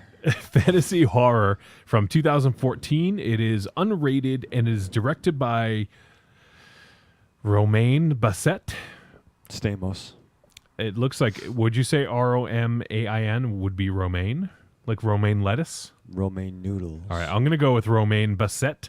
And it was written by Romain Basset and Kareem Sharingunye. Olajuwon. That's Hakeem Olajuwon, you idiot, not Kareem. And this, I'm going to butcher everyone's fucking name. Lily Fleur Pontio, Catriona MacColl, Murray Head, Yeah. Gayla Basson. Was it the Murray head? Who sings One Night in Bangkok? Yes, it is. For real? Yes. Holy shit, that dude's Bangkok, Oriental City, but the city don't know what the city is getting. The creme de la creme of the chess world, the show with everything but Absolutely. Oh, is he the guy with the voice? No, he was Jim. He was the He didn't have the voice. no. That was Paul Bandy who did that voice. He was good. No, Murray Head has. He was Jim. old. Yeah, he was the Caitlin's. He was the dad or the Who they seemingly wouldn't admit was the dad. exactly. Yeah. Wait, the stepdad? Yeah. Wait, the guy you just showed me? Yeah. No. That's an old picture, sir. It's an old picture, you idiot. Well, how do I know? It's not a Because fucking- this picture is like black and white. New pictures don't look like that. It's the big one. Do you think that? All right, it looks like him when he's young, but From 1971. well, it's in not. Sunday, Bloody Sunday. Well, I don't think that was fucking clear. I don't think that I should have known that. Look, it's Murray Head right there. Yeah, he's good. I get my kicks above the waistline, sunshine. So let me go ahead and read the synopsis. It's kind of long, and it probably is very spoilery, but I'll read a little bit. Actually, you know what? I did read the synopsis, and it explains every fucking thing about the movie. So Yeah, don't do that. yeah, I'm not going to do it. It's long, too. It's really long. So anyways, I guess I'll summarize quickly. We have Jessica, who's been haunted by these nightmares, and she has been unable to decipher the meaning. And so now it's sort of led her to the study of her dreams, and she's sort of trying to encode her dreams and get further into them. And things get crazier and crazier, and there was a death in the family. She goes back home to stay with mom and this, I guess, stepdad, dad, whatever we're going to call him, Murray Head. And things get a little bit more bizarre. Oh, how bizarre. I need the key, the tuning, and I'm in the tub. but it's not my conscience that means to be so cruel. Oh, yeah, I want to talk about Murray Head's my stepdad, the girl from Spit on My Grave's my mother. Mother, haunted by the Horsehead another. Oh my God. Haunted by Horsehead is discovered. What's been going on in this fucking movie? There's no other. Haunted by the Horsehead and my mother. By the way, Catriona MacColl wasn't in that movie. What movie did you name? Oh, no, I got her juxtaposed with the other woman who still looks like she's 25 despite the fact that she's 60. Catriona MacColl was City of the Living Dead, The Beyond, House by the Cemetery. She, like, in The Beyond, is perhaps the most beautiful woman ever captured on film. Like, it's outrageous. So she is definitely a veteran of European horror, especially as it relates to some of the, I guess some of those are giallos, not all those are giallos, but definitely been in a few Fulci films. So that was good casting, I think, on the part of the director in this one. So let's jump into this a little bit. I wanted to first talk about some information, some facts about the film. I was gonna, kind of pepper them through the review, but I Camille like to, Keaton, by the way, is who I. Yeah, that's who you're thinking of. Yep. But this film was filmed in France, but it features a mostly English cast. And I don't know about you guys, and I don't know, this isn't spoiler at all, but this film definitely, at least to me, as someone who hasn't seen, I'd probably seen, I don't know, a very small fraction of some of the Hammer films, but this had a very Hammer feel to it for me. Would you agree with that, Dynamo?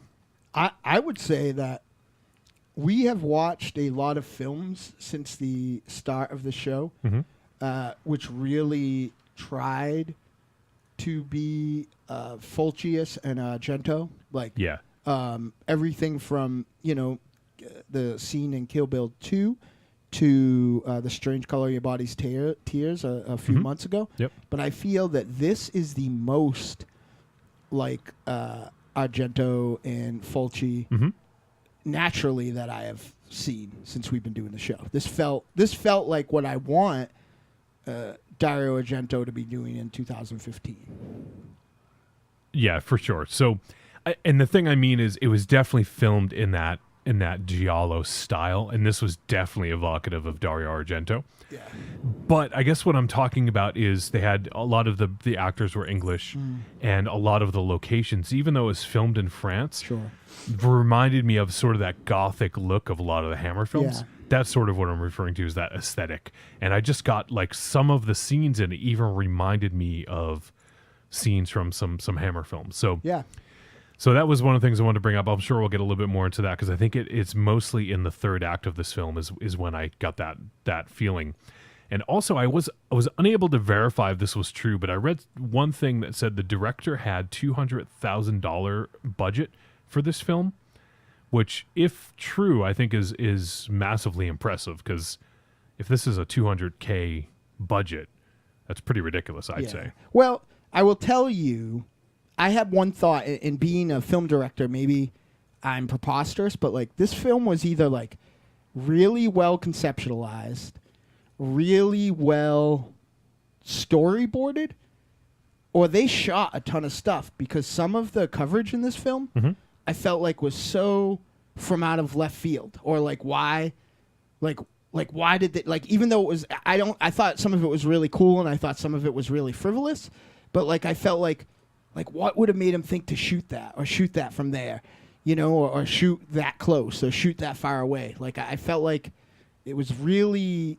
I was almost distracted trying to figure out like what their game plan was going in and doing this, because it was like there was just some stuff, like, especially not in the stuff where you would think it would be, like even when they were having like dinner, like it was just like, wow, what a strange, like they would shoot a dinner scene over the shoulder pretty much of somebody that wasn't there. They wouldn't shoot it like straight on. It would be like off to the right, and then they're their close-ups would be like shoulder-length shots, but then they would go back to this one shot that was literally like you were the fourth person at the table. Interesting. So let's jump into this. Joe, I'm curious to get your thoughts on Horsehead. Had you heard anything about this film before just a few days ago? Because I wasn't really aware of this. We became aware of it with our relationship with Artsploitation, but I'm glad that that we were sort of hip to it because it's a pretty interesting film. But what was your take on it? I had no recollection of. Well, I didn't hear this film until Dynamo brought it to my attention 36 hours ago. I tweeted that I was going to be on the show, and a few listeners of mine were like, "Oh, I've heard of that. I've seen the trailer. It's supposed to be great." And that's really all I knew going in. Yeah. I did have to pull up a trailer before saying yes to the show, really, just because I wanted to know, because you guys seem to go really outside the box with obscurity, and I just didn't want to sit through something that was so outside my comfort zone that when I pulled up the trailer, I was like, okay, I could see why Dynamo is inviting me to the show. Because at least from the trailer point of view, I was intrigued. But for me, this is pretty bad. I actually hated this movie a lot, and I think the main criticism I would give it is just completely style over substance. It's shot like a music video, and I mean there's not a lot going on, I would say, but just the style of it. I would almost compare the cutting of the film to be like the Saw sequels. Very chaotic, very music-oriented, sound effects, jump cut to someone screaming when they're not screaming. Just kind of the sound of someone screaming a lot of times. A lot of cheap things. I felt like I had seen a ton of this before. And probably the biggest compliment I can give any of this is the cinematography. That's really it. I thought it looked beautiful. Yeah, I think that's easy to say here, but that's the only. I'm struggling. I was really struggling watching this to compliment it in a lot of ways. I actually made a list while I was watching it of all the movies it reminded me of within the first half hour, because I felt myself laughing at dialogue. The stuff that they're exploring with the dreams is not interesting and almost obnoxious. And I felt this movie to be very ominous for the sake of being ominous, very vague for the sake of being vague. You have that one thing that Dynamo was singing about at the top of the review, where it was like, "Help me find the key." She keeps having this recurring dream about this woman saying, "Help me find the key." And you have this other guy with the demonic deep voice that sounds like this the whole movie. I don't know. I felt like I fell off with this movie within the first 25 minutes. I felt like it was intriguing at first, but once you dip your foot in, it kind of pulls you right under water, and it's like that's all it is for 90-something minutes.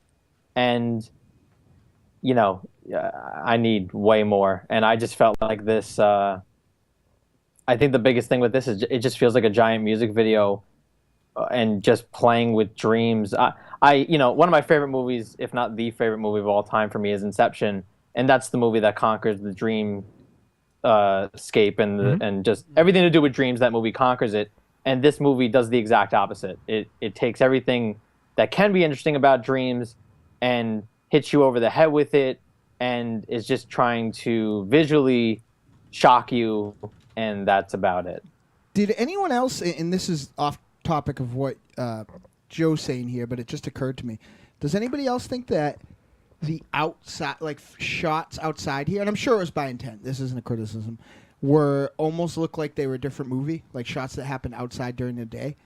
Like, I feel like they really look like Robin Hardy, who did like the two Wicker Man movies, which is, not unsimilar to what Wolfie was saying about like a Hammer film earlier. But I felt like there was this really, kind of a little bit of Peckinpah's Straw Dogs. I feel like there was a really kind of washed out, interesting 70s look to everything that was outside. Yeah. which was one thing I really did like. I agree and disagree with Joe. I think that there was a lot of. This was not a long movie, but I felt like it was longer than it had to be in the sense where I understand the dream logic and I understand that they were sort of supplementing the quest with like these kind of like dream clues. Does that make any sense without giving anything away? No, I agree. Yeah, I definitely agree. And that made for a lot of not just redundant imagery, like a lot of redundant visual exposition. Like I felt like if you kind of saw where this was going, they tried to make you see where it was going 3 or 4 times after that.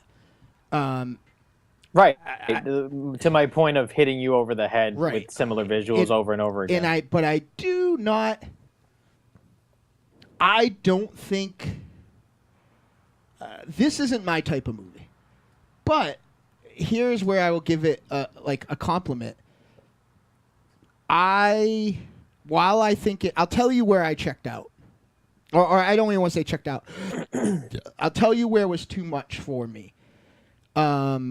When they had the very kind of heavy-handed conversation between the mother and the daughter, and there was the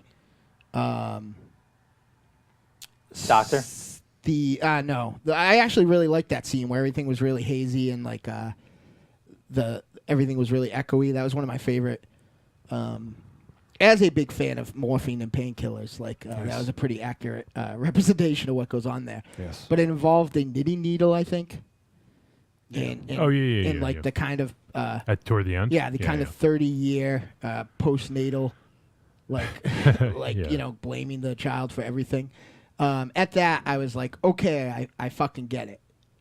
Like that was where I felt like an older, more experienced director wouldn't have done that, because this film did something that movies like The Strange Color of Your Body's Tears didn't do, which was I felt like it held on to the narrative very well. But I never thought I would say this, not being a fan of like as big of a fan of a lot of people as Argento. Like I felt like it would have benefited to be a little more vague. Yeah, I really? It's funny. I actually agree with you. I typically, I like surrealism in films when it's done tastefully and done well. But I do agree. I think this film actually could have been a little bit more surreal and could have given you less information, because. So we have basically 2 different worlds. We have the real world, we have the dream world, right? And it's usually pretty clear when you're in the dream world, mostly because there are these fantastical things happening. Jessica is dressed differently. You can pretty much tell. One of the things I actually wish they had done a little bit more to show, like for the dream world, to maybe be visually a little bit different. But it was pretty clear when you were in the dream world. But I do agree. I think what they could have done is I think they could have been a bit more vague and had it be even more surreal. Right. And I think that could have potentially benefited it, because I think, and I'm not positive, I think this is a first-time director. I'll look that up in just a few. It is. Okay. It is. He has I think 2 or 3 shorts to his name. This was his directorial debut. Okay, and that speaks to the point of, I think he was trying for people to understand what he was trying to do, and I think he may have been a little too heavy-handed when he could have. You guys are gonna like this. Pulled back the reins a bit. And I think that, and I'm not a filmmaker. I tried to make one movie once in 1996, and Tiny literally has a scar and still won't talk to me for 3 days if anybody asks about it. And a crink in his neck. Those are both true stories. I may or may not have powerbombed him off of a set of stairs. But I you feel got the footage of that? I don't know if the footage of that still exists, because that'd be good. We also put a hole. I want to see the dailies for that. We put film. a hole in somebody's mother's. A wall of somebody's mother's house. So I think I think they destroyed the footage after the fact. But that's also to bring things to multiple weeks. That was the same film that I wore chainmail in. Oh, I was playing Loki. God of Mischief. It's almost the same as someone jumping through a door in in Drug smoke. that was in the awesome. Wolfenstein house. Yeah. I love drugs. We managed to replace that with another door, though. real Yeah, quick. I know, it was amazing. As an aside, I had to move a couch out of my sister's house today, and I had to leave her a note that said, if the hydraulics on your front door don't work properly, if you can't open the cabinet underneath your DVD rack, right? If I left your refrigerator open, like it was bad. I broke a lot of stuff in her house today trying to get that refrigerator out. I done screw doors. I think I put one on backwards. I feel like what they should have done here, and again, I'm not a filmmaker, is, and this is to kind of speak to what I really agree with Joe with here, is a less is more approach of let the scene unwind and not cut away to what it means. The way this film was set up was a joke where immediately after like a joke without timing, I guess, to like, it's like, why did the chick cross the road to get to the other side? It was just a matter of like, this thing unfolded that was beautiful and was like evocative to what they were trying to put over, but then they would show the thing. Do you know what I mean? Like, they would literally show a physical penetration. Yeah, and I'll tell you the one thing that I disliked in this movie, because I felt it was distracting when it got to the end and you kind of found the identity of what that other person was and not her grandmother, I guess. There was a lot of homosexual, like... not just homosexual. What? Incest. Yeah. Yeah, I'm ready to jump in. Like, in this... and I know, especially since you initially were kind of led to believe that it might be her grandmother, imagery in this that didn't really pay off to anything. That's what I was going to say. I was going to say I got really excited at the beginning when she got to the house and you get that one moment where she turns on the light and the grandmother's just sitting there. Yeah. And I was like, oh, like this is going to be this disciplined, slow burn horror movie that, you're not going to be expecting certain things. And, girl. Right. And you don't get anything after that. I mean, I just go back to that initial scene. And I would even say the way the movie opens, which is in the trailer, with her draped around the red curtains and the horse head coming through the curtains. Mm-hmm. Like that kind of stuff I was very on board with early on. And then they either repeat those things or they, like you said, don't pay it off at all. And, going back to you saying it should be more vague, maybe visually, but I would say I felt like I needed so much more. I felt like midway through the movie, I was like, I'd like to go back and kind of maybe just have dinner with the parents again and maybe get to know these people a little more until I'm thrown into an alternate dream state where we're supposed to be caring about the parents being so concerned about this girl that we have no idea what their relationship is with the parents besides her not being around for a few years and then all of a sudden having these dreams when her grandmother passes away in the beginning. I mean, that's all we get really plot-wise. Everything else is kind of sprinkled in there as this ominous, like trying to move things along or trying to shock you because we're throwing all this stuff at you.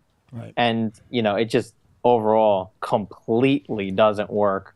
And it also, I don't know if you guys caught this, coming off of the Lost River review, we were talking about dark fairy tales. I mean, this clearly is going for something like a Little Red Riding Hood sort of feeling in the last act. Yeah. Which is the perfect example of something that just feels forced and is something that is like, well, we have nothing else really to go by here. So let's just throw the imagery of the wolf in there over and over again and then put a red hood on her and have her walk. It's like, okay, all right, now I can latch on to something when I've been bored for the past half hour. I love when our really loyal listeners and followers, I feel like that light bulb goes over their head and they figure out what the hell the vague thing Dynamo was complaining about 3 days ago is. Because, like, I feel like that wolf imagery is, like, popping up in a lot of cinema right now. And I feel like it's like... I actually felt that way, too. It's funny you say that. I can't think of...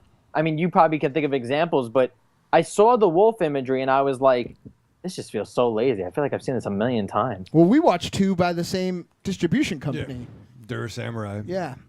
Oh, they were similar? Very different. Just had wolves, just had a lot of wolves. Remarkably different. There was no Kurt Cobain in a There was wedding a dress. different type of nudity. Yeah. All right, thank you, Johnny. I'm gonna interject now. In a different in a different kind of homosexuality. Ooh. What I want to interject is, I mean, did anybody else? This is not quite. I really want an answer. So it's a rhetorical question. Yeah. But if you want to answer, you can. But I'm not really looking for Odds it. are we're not going to know what the fuck you're Yeah. kind of. Anyone get kind of like a Rosemary's Baby Oh, avant-garde on totally. this? Thank you, Joe. You Yeah. can answer. only at the The end, yeah. Really? Yeah, See, at the end, that was one of the movies I wrote down on my list. Yeah. This is like Rosemary's Baby. And that's kind of what I kept going to. Roman Polanski, Romain Stamos, whoever made this For one. Ravenshadow, it's a Rosemary's Baby. Ooh. Speaking of rousing, wow. Probably the best bathtub scenes I've seen in a long time. I appreciated that this lady looked like like beautiful, lovely. so often you watch movies. Oh, thank you, Dynamo. I'm going to segue too. Sorry. I had a little Hayden Panettiere meets Khaleesi from Game of Thrones vibe. I don't know what Khaleesi is. I did not get a Hayden Panettiere, and I'm obsessed with Hayden. I love her. And Really? I didn't get that, no. How about But Khaleesi? I think I know what Dynamo's going to say. He's going to say, I like that she just went for it a lot of times with like the bathtub scenes and Yeah, stuff. and I also like that whether those are her real tattoos or not or whatever else. Like this seemed like a girl They're her real bebops and rocks. that I tell you would that much. like. This looked like one of the things that I could hang my hat on in this movie is I felt like the thing I liked the most about this movie was the lead, and I also felt like it made the outworldly stuff like in Dario Argento films and Fulci films. 9 out of 10 times the women are breathtaking, so you almost have a bit of detachment to it because that's not a real fucking person. You know what I mean? And I felt like this was a girl I would sit down and talk to in a bar. She was totally beautiful, but everything about her was real. Would she talk back? Nobody ever does. Natural. But Security. like I bring my girlfriends to bars because that's the only way girls like her. But It's true. like I don't like. I felt like it made her situation more scary because she felt like a real person, and everyone that she had to interact with felt like, with the exception of the mother, who everything about her seemed like completely in left field to me, felt like an archetype character. You know what I mean? Like the kind of incompetent stepfather or maybe real father in the very wise groundskeeper.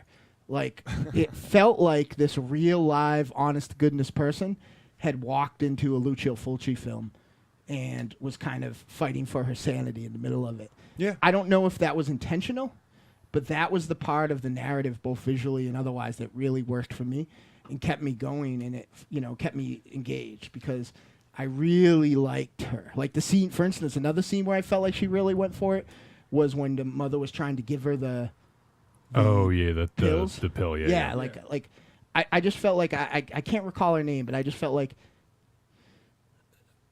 I don't know what else she was The in. but I girl's felt- name? Yeah, I felt like this woman was phenomenal in this film. Her name's Lily Fleur.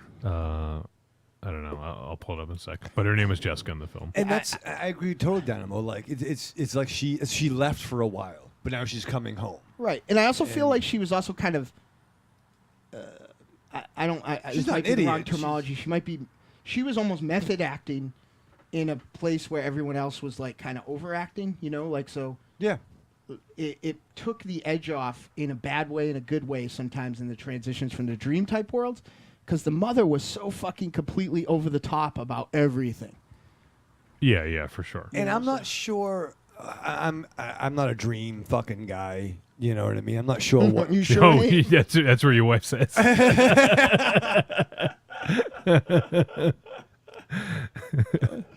The only hurts my feelings. the only time the only time your wife dreams is when you're on top of her. It's the best night's sleep she Honey, ever you had. already. Honey, I'll be the horse, okay? I'll be the horse. Honey, I'm a panther. Watch me. You guys don't even know how true that is. I don't want to know. Please, I don't want to know. But no, like, I mean, I don't know. Do horses have some kind of thing in, like, dream mythology? Yes, I was just about to say that. So I once asked Wife and Shadow if I was better than Ravenshadow, and she said, I don't know. I'll get back to you. I'll stay awake next time. So one thing I was going to say, one of the comments I had was that I wonder if Rob Zombie read the same fucking book about understanding dreams that the director of this did before Zombie shot Halloween 2. Oh, I was gonna say, I didn't even think of that, but that's a good point. I gotta reevaluate. But I was gonna say, how do you not think Lords of Salem while watching That's this? what I was thinking, Joe. And Yeah, then- like which blows this movie out of the water, I think. Sure, but that's not fair. Why? Like, because I think Lords of Salem is to this type of movie as Grindhouse is to that type of exploitation films. Like, I feel like Lords of Salem delivers on the promise of, like, those Jess Franco films and some of the lesser, like, Fulci films in the same way that Planet Terror delivers on some of those lesser Fulci zombie movies and stuff like that.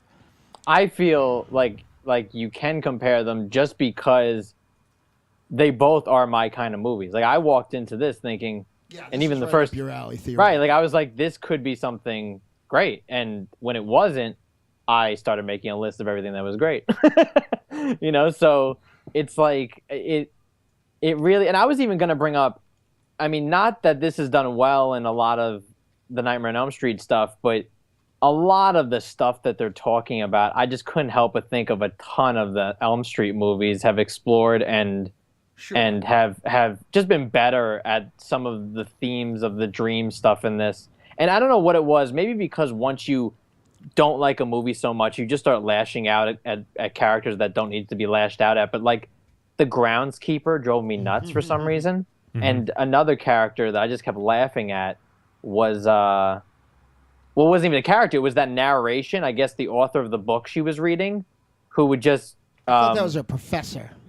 Oh, right, like the professor, whatever. He would just, you just like cut to like a helicopter shot of whatever, just an establishing shot, and he'd be like, if your body thinks you're dreaming in real life, then your voice will respond, and it's like, okay, we're just throwing, like I said, like we're just throwing everything but the kitchen sink, in terms of ideas. It feels like we're just not doing anything with them. Even when the mother goes apeshit, there's a transitional thing where it's like all of a sudden the mother really gives a shit that this is happening to her daughter, and then she becomes very prevalent in the story, if there is one. And that just feels like, well, something needs to happen, so here's this transition. And that was something else that drove me nuts, which was the parents were absolutely freaking out when it felt like, I understand that the parents would freak out at the daughter, any parent would do that in this situation, but it just felt like you hadn't had that back and forth.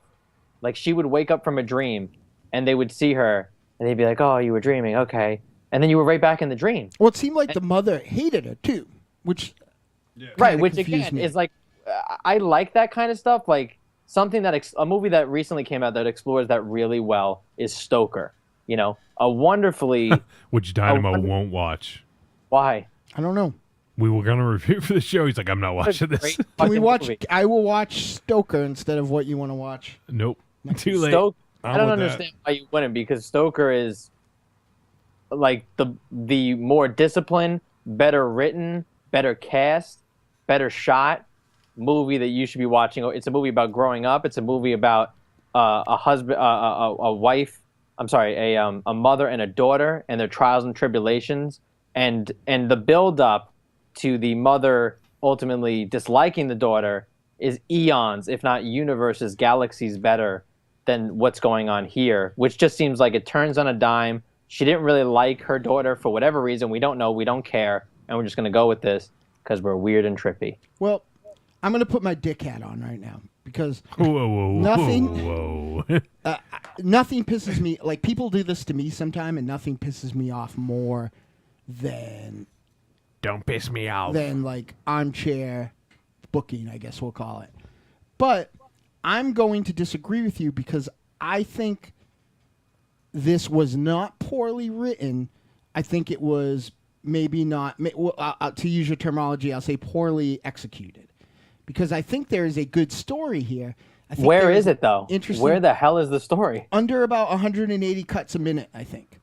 I agree with you, which is why I would call this a giant music video. And what you were saying something earlier, the coverage of how they shot this. Yeah, because that's all they were thinking about. There's not much else to think about here. How are we going to shoot her being nailed to a cross? How are we going to shoot her crossing the river? We have plenty of time to think about that. We don't even need to think about sound or what they're saying because they're not saying anything. And listen, I'm not one of these people, because I know, there's a lot of people I talk to about movies like Lords of Salem, Lost River, Tree of Life, 2001: A Space Odyssey, where it's all visuals and people are like, I watched Drive with my mother last week and she was like, no one's talking in this movie. No one's even driving. Right, and it's like these are my kind of movies. You know what I mean? Like this movie is the movie that I feel like I would defend on most shows or most whatever.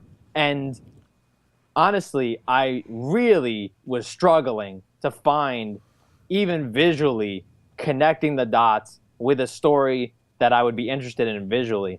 Because I'm not a guy that comes to people and goes, it has to be about plot. I mean, a lot of times what we talk about on Film for Thought, Tom's a big plot guy. If you do not give him a plot, he's fucking lost. He doesn't give a shit about your movie. He'll turn it off. He doesn't care.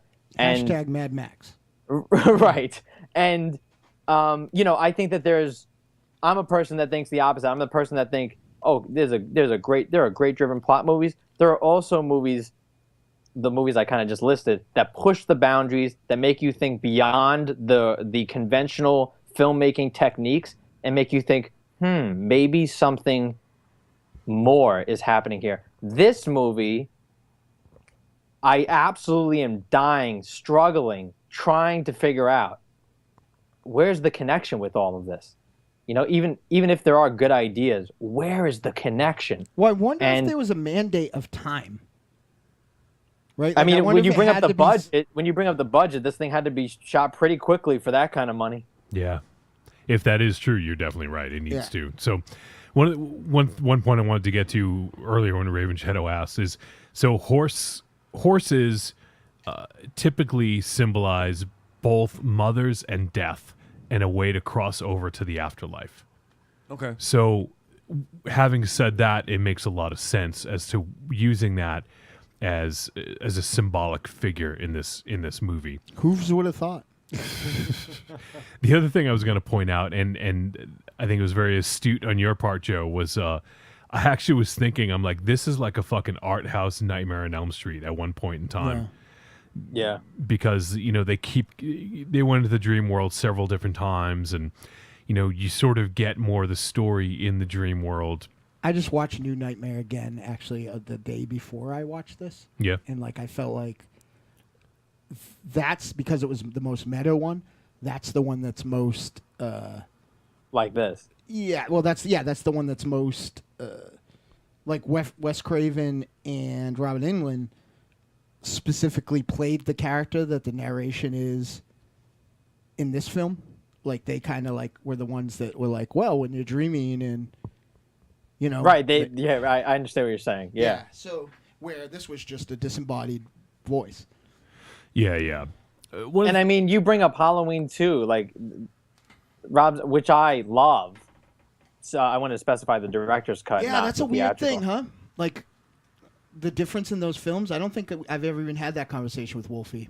No, I have never seen, and I've told people over the years, when I say Halloween 2, I stipulate director's cut because they are completely different movies. I've never seen such a drastic shift in a movie before when I bought it on Blu-ray and thought, oh my God, this movie is eons better than the theatrical cut. But I would actually go as far to say I hated what I saw in the movies. Oh, I actually, when I saw it initially, I liked it. But it was nowhere near a great movie. But when I saw the director's cut, that's a great movie. Honestly, that is such a Rob Zombie movie. And what I was going to say, bringing it back to Horsehead, was that's the art house equivalent of a horror movie that is completely unconventional, that he brings to a franchise that people ultimately destroyed that franchise because it was so used to its conventions and so used to its formula that Zombie went completely the other way with it. and people hated him for it. Yeah. But that's the better.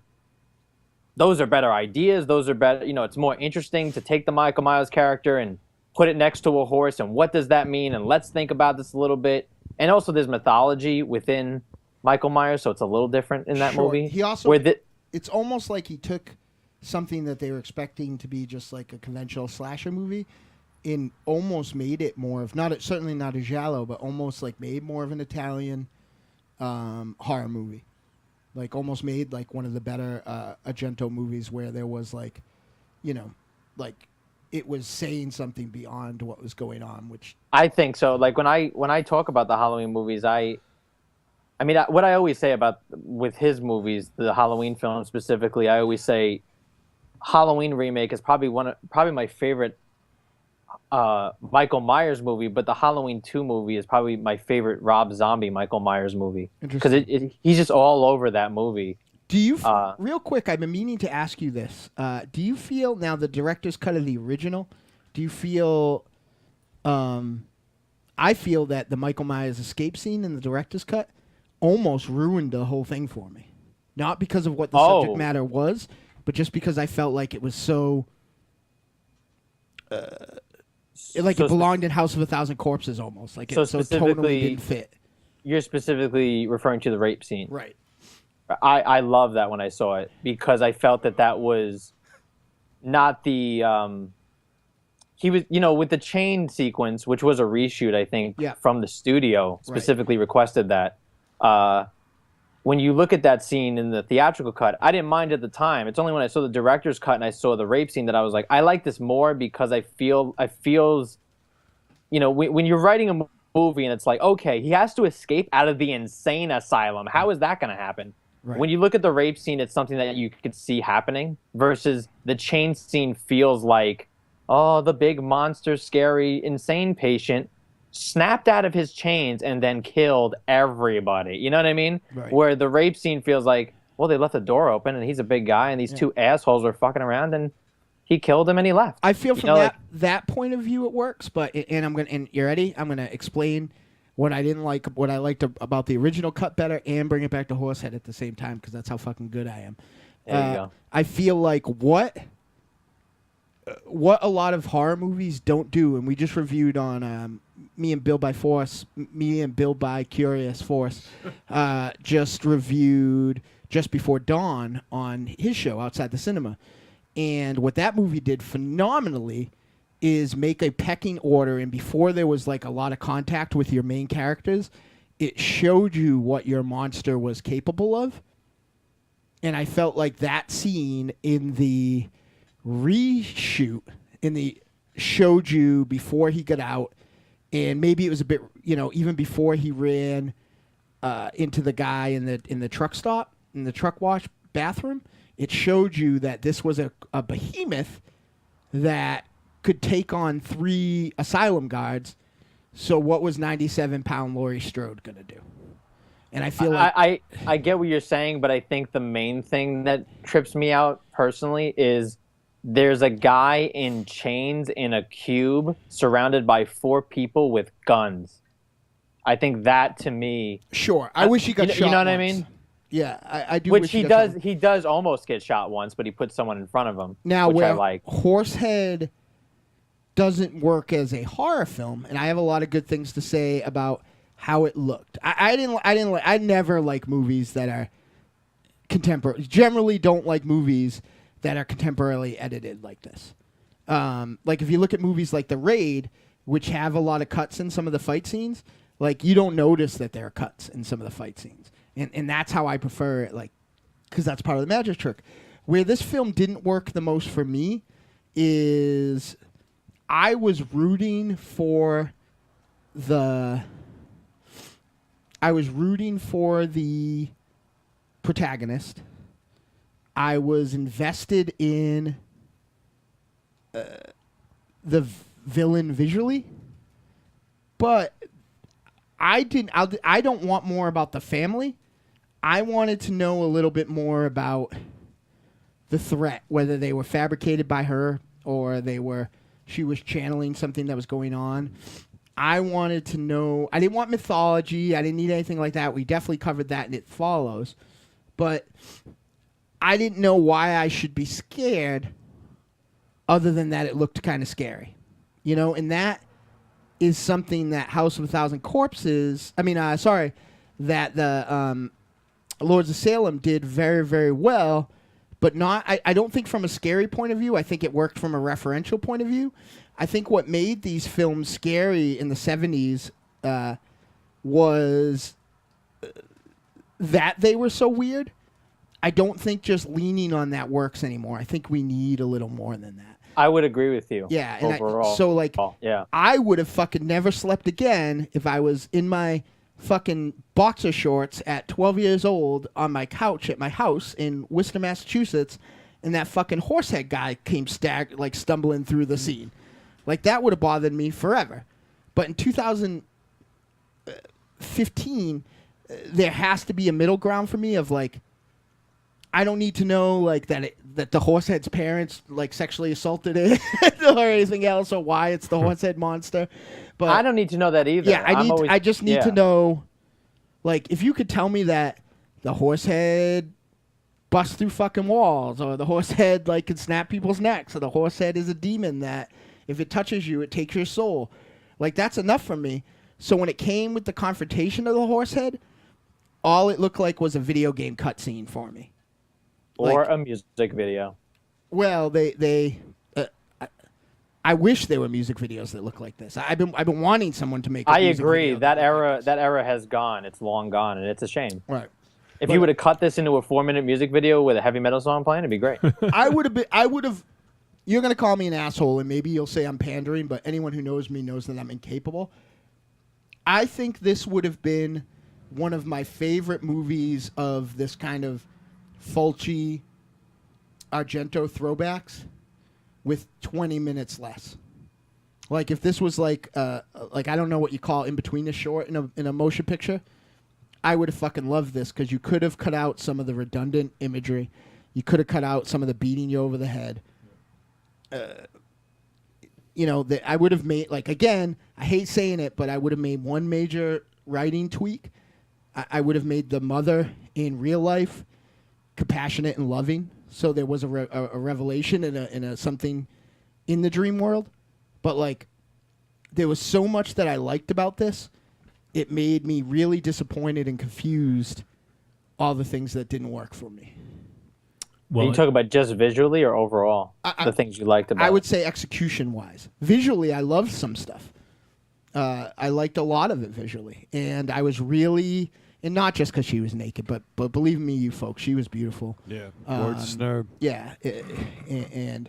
Am I wrong? Was the kind of Jessica and mom making out scene kind of hot? No, it was not hot at all. No, but like not like hot. in a real hot. They really weren't related. Is that the kind of films you watch when we're doing the show? If you give me... No, it just was kind of like, well, that's outrageous. I mean, granted, I do have a Gilmore Girls fantasy, but or if you take it back to the 70s, I have my mod Nage à Trois with oh my god, with the chick from Swamp Thing, Adrian Barbeau and Beatha. Oh, I thought you said Harold and Maude. Harold and Kumar. Yeah, but I didn't think that was hot at all. But I'll tell you why. All jokes aside, mostly because I fucking hated the mom in this. Yeah. I liked everyone else fine, but I hated the mom. I was fine with the mom thing because the revelation you get at the end, I know what you're saying, Dynamo, that you would have liked to have seen a different take on the mom and have her be nicer and then get that revelation. But then when she gets hurt at the end, that didn't make any sense. Yeah. It to me it seemed like a better, like a more intuitive leap the way they set it up. I think the other way there would have had to have been more exposition done to get that point across. So just for me, I was fine with it. But just a couple things. We need to start wrapping this up. But I don't know if you guys noticed the sound design, but I thought the sound design, especially in the dream sequences, was top notch. Yeah. I agree. Some of the stuff going on in this was really, really cool and definitely added some really creepy atmosphere. So that was great. I also thought the underwater scenes were filmed beautifully. Yes.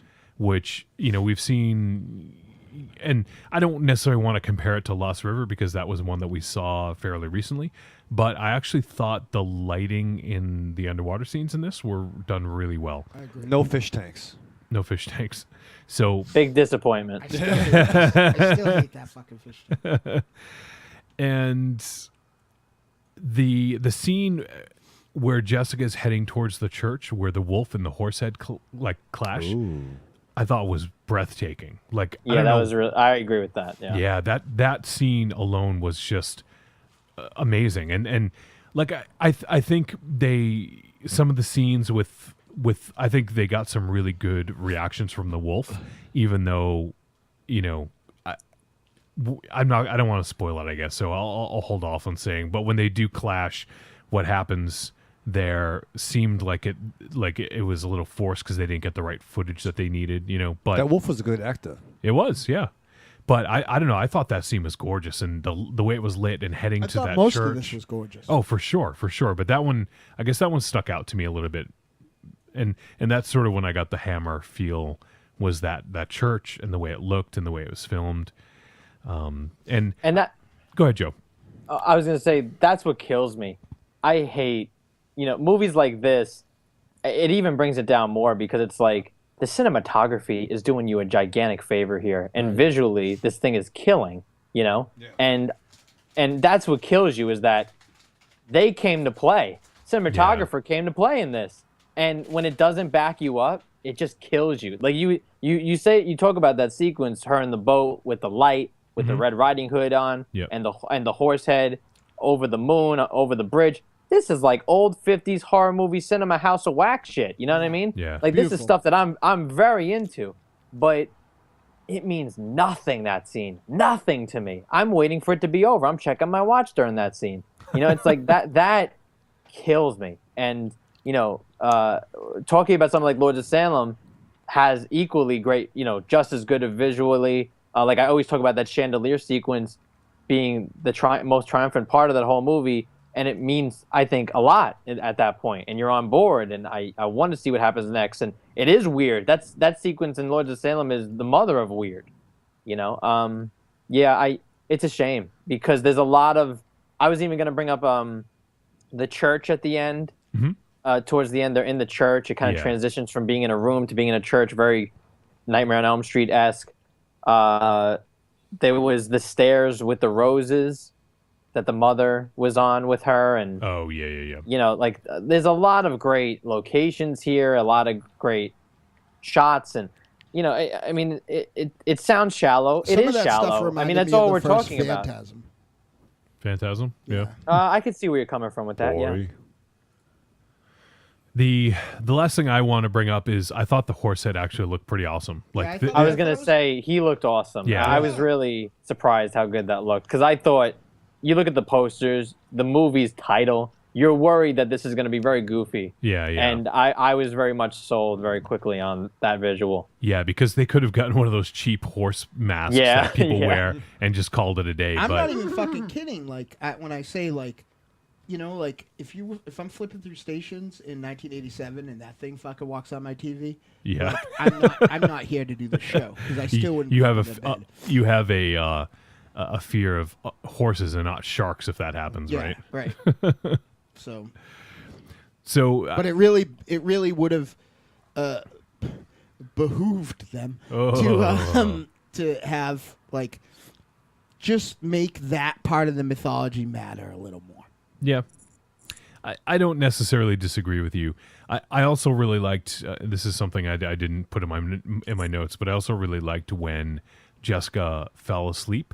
They did like those flashing lights, the way they filmed it. I thought that was sort of an interesting way to show when she was sleeping. Like I said, I think they probably could have been a bit more vague about certain things, but I did like that they alluded to the fact that she was falling asleep, and you see like the rapid eye movements and stuff like that. So I think in a way it was done better in the Babadook. It honestly was, and the amount of shots in this movie of her going to sleep and waking up, I think is obnoxious. It's really ridiculous. Yeah, that's like why... how about we don't show her falling asleep? Maybe that would be a little more interesting if we just cut to some weird shit. Right, and they do that, like, I mean, just we mentioned earlier, but Nightmare on Elm Street, sometimes you don't know, right? You have no idea. That's the best part. Yeah, like, yeah. I specifically could think of, there's a great scene in the remake where she walks into a room and it There's just starts no snowing. great scenes in the remake. No, there is. Shut No, up. there's not. That's the No, there worst is. remake of all the remakes. She walks into a room and it's snowing in her room, and you're like, oh, it's snowing in her room. You know, Now and it that's a takes you movie that second. looks like a music video. Yes, yeah. It can definitely. The guy is a music video director, and that was his first movie. So And I not can like a definitely see good where you're one, coming like a from. Korn music video. But what they do really well in that movie is play with the dreamscape versus reality, and that's something that this movie fails miserably doing. How about Dreamscape with Dennis Quaid? Jesus. Yeah, I don't think. It's Q Buster. I think that I don't know. I think the execution. I think on paper this is cool, and I just think that it was just too much. Like I think everything was too much and not enough in the right place. You know. I don't know how you could even read this and think. I would even say what maybe the script was better and it just got lost. Well, you got to think unless they change something, this wasn't a 90-page script. No way. So, like, that 60-page script is kind of more what I want to see, I think, is kind of what I'm trying to say. Like, because I liked a lot of it. And here's what's really interesting about this, Joe, and what confuses me. I only like the real, and me and Wolfie have been bumping heads about this for years, I only like the real high end of this type of movie. I like Kubrick. You know, and I now like Refn. I like Jodorowsky. I was never a big Argento fan. You know, like so I only like style you like the over high end of this kind of movie. Yeah, style over substance only works for me when it's delivered perfectly. Like the analogy I use for these type of style over substance movies is a music analogy. Where I feel most comfortable in the world is like clever pop. In the movie equivalent, I would say for that would be like Evil Dead 2 or something like that. That's like kind of like where I understand the most, like where my cinema language is like most comfortable. But for me, these movies like this are progressive rock, and there's nothing worse than bad prog rock. Like it's just wanky and dumb and long and doesn't mean anything and doesn't have any substance. This film, while it wasn't executed perfectly, while my rating will reflect exactly how I felt, there was, and I don't always like this type of movie, there was something here, and I think it's entirely the lead of this film, that kept me tethered.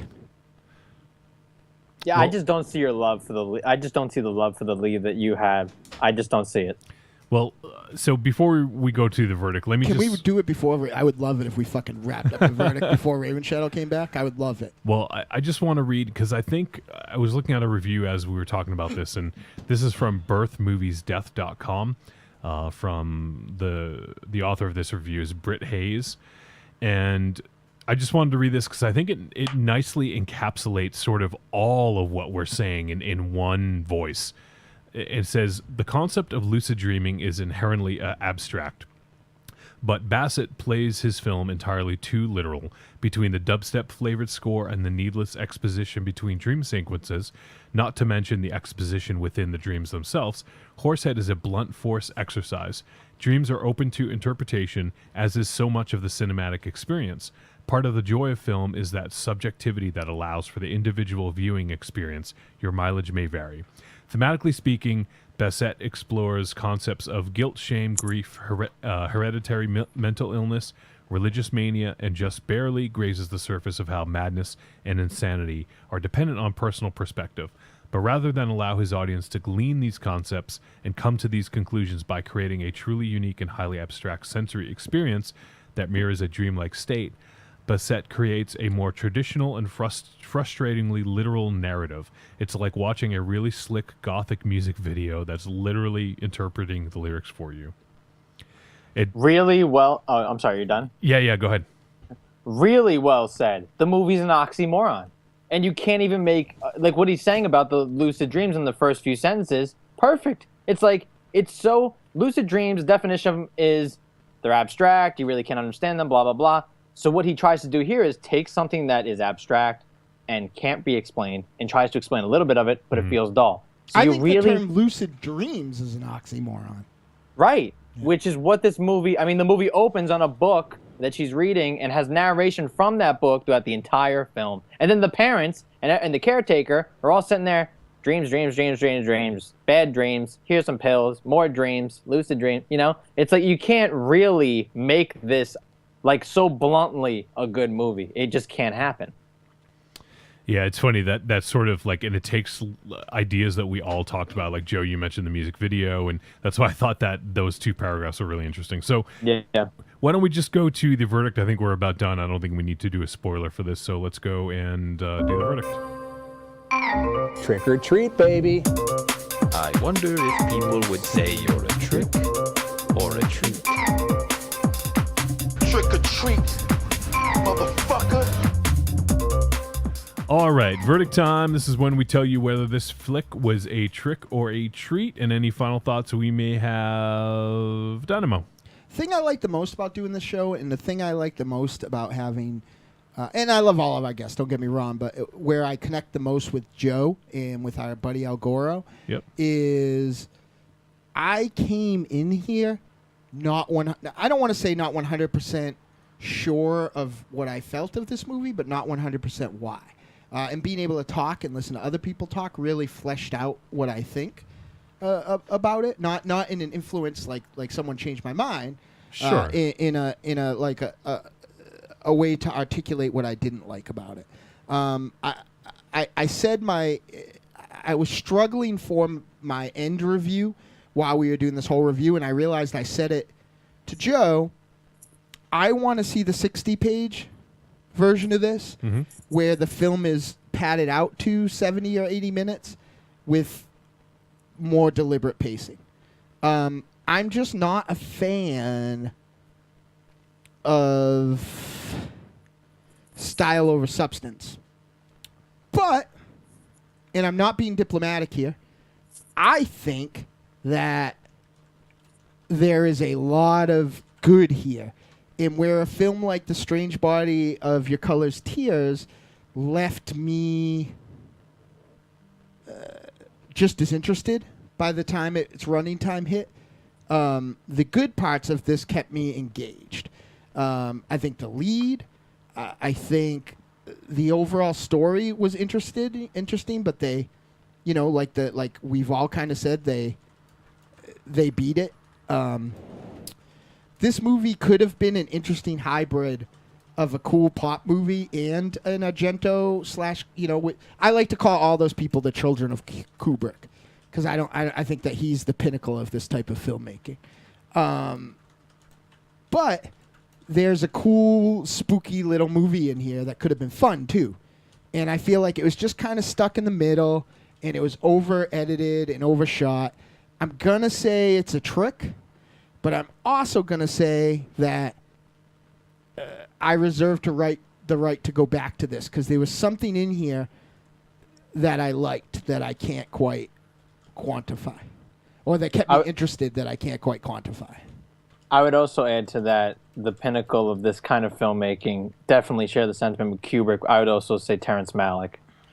I don't know Malick and don't love what I know, but but your love for him makes me want to check out more. Have you seen Tree of Life? Yeah, I hate it. Oh, okay. My well, dear friend, I can't help you. My dear friend, Lodge William, I think it was his favorite movie of that year. And was that 2 years ago or 1 year ago?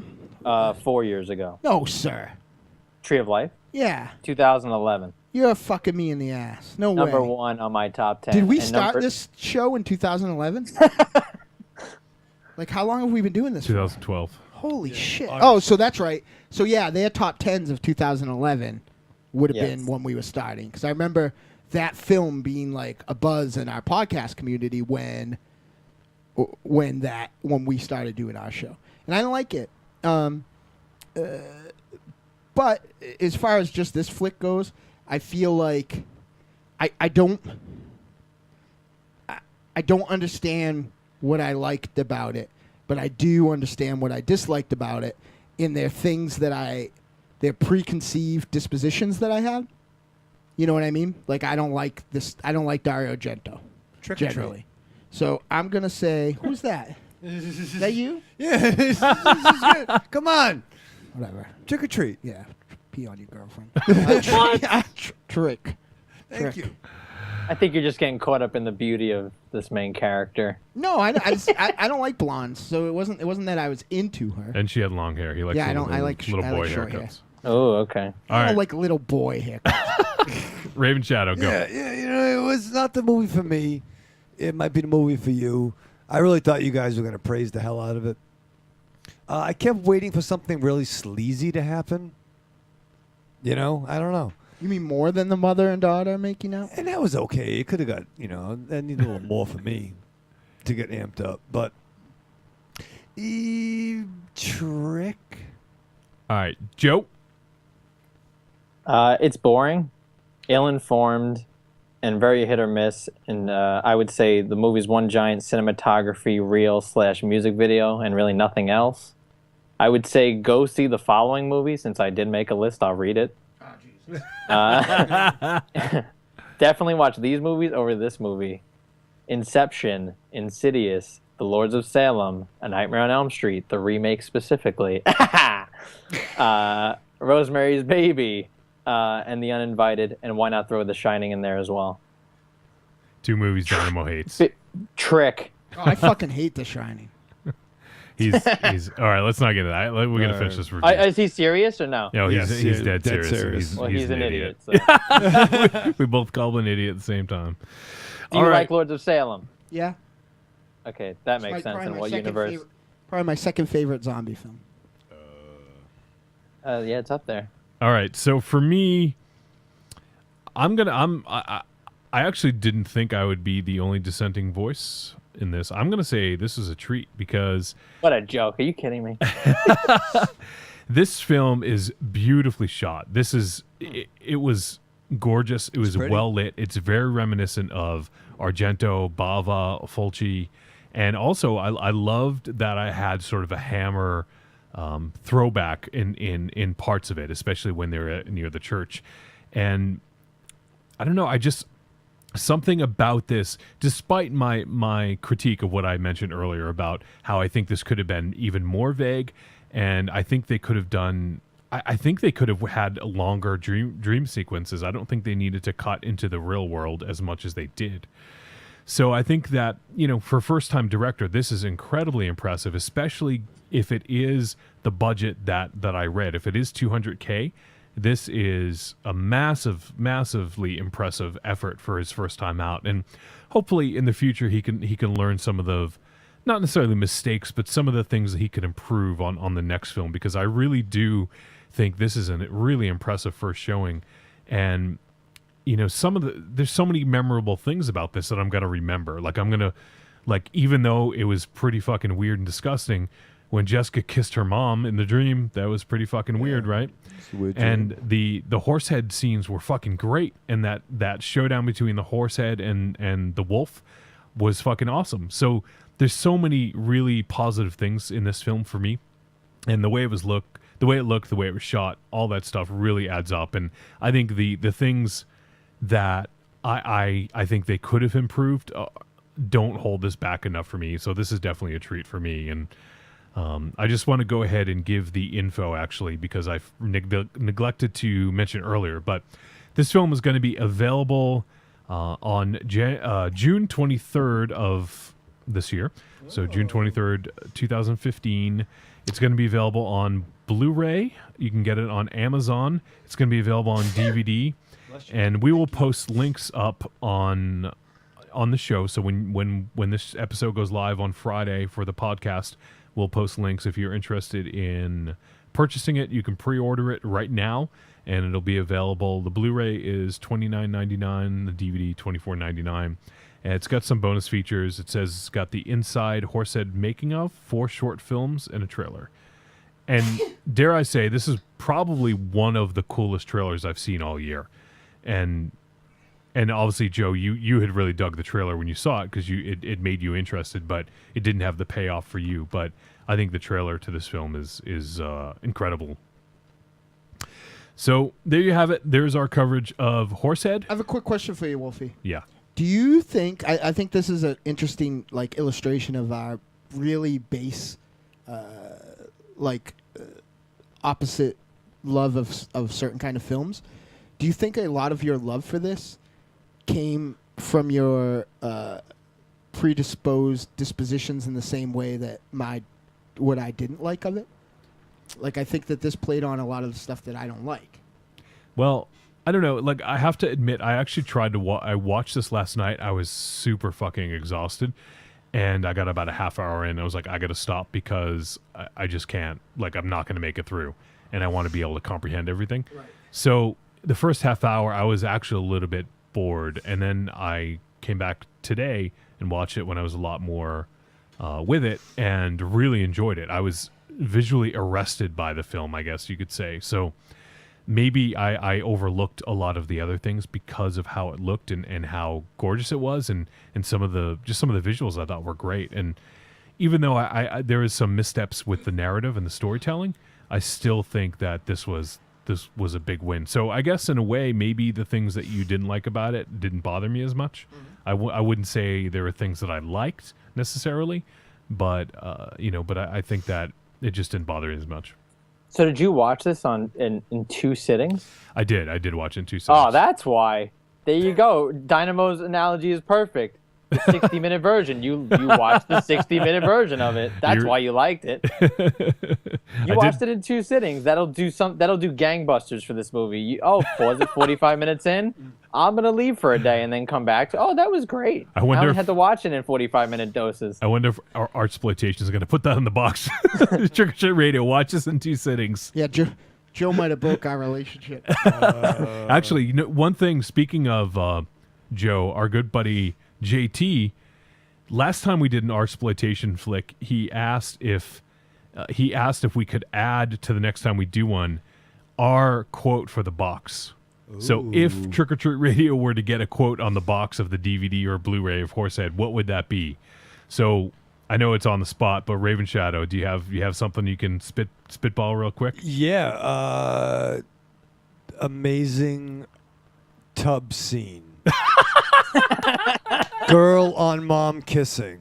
Oh, Jesus. All right. Right? Horsehead hey. running amok. Horsehead running amok. Those are 3 to choose from, Artsploitation. Yeah. That's for a triple disc. By the way, June 23rd, know what's significant about that day? No. June 23rd, 1989. Anybody?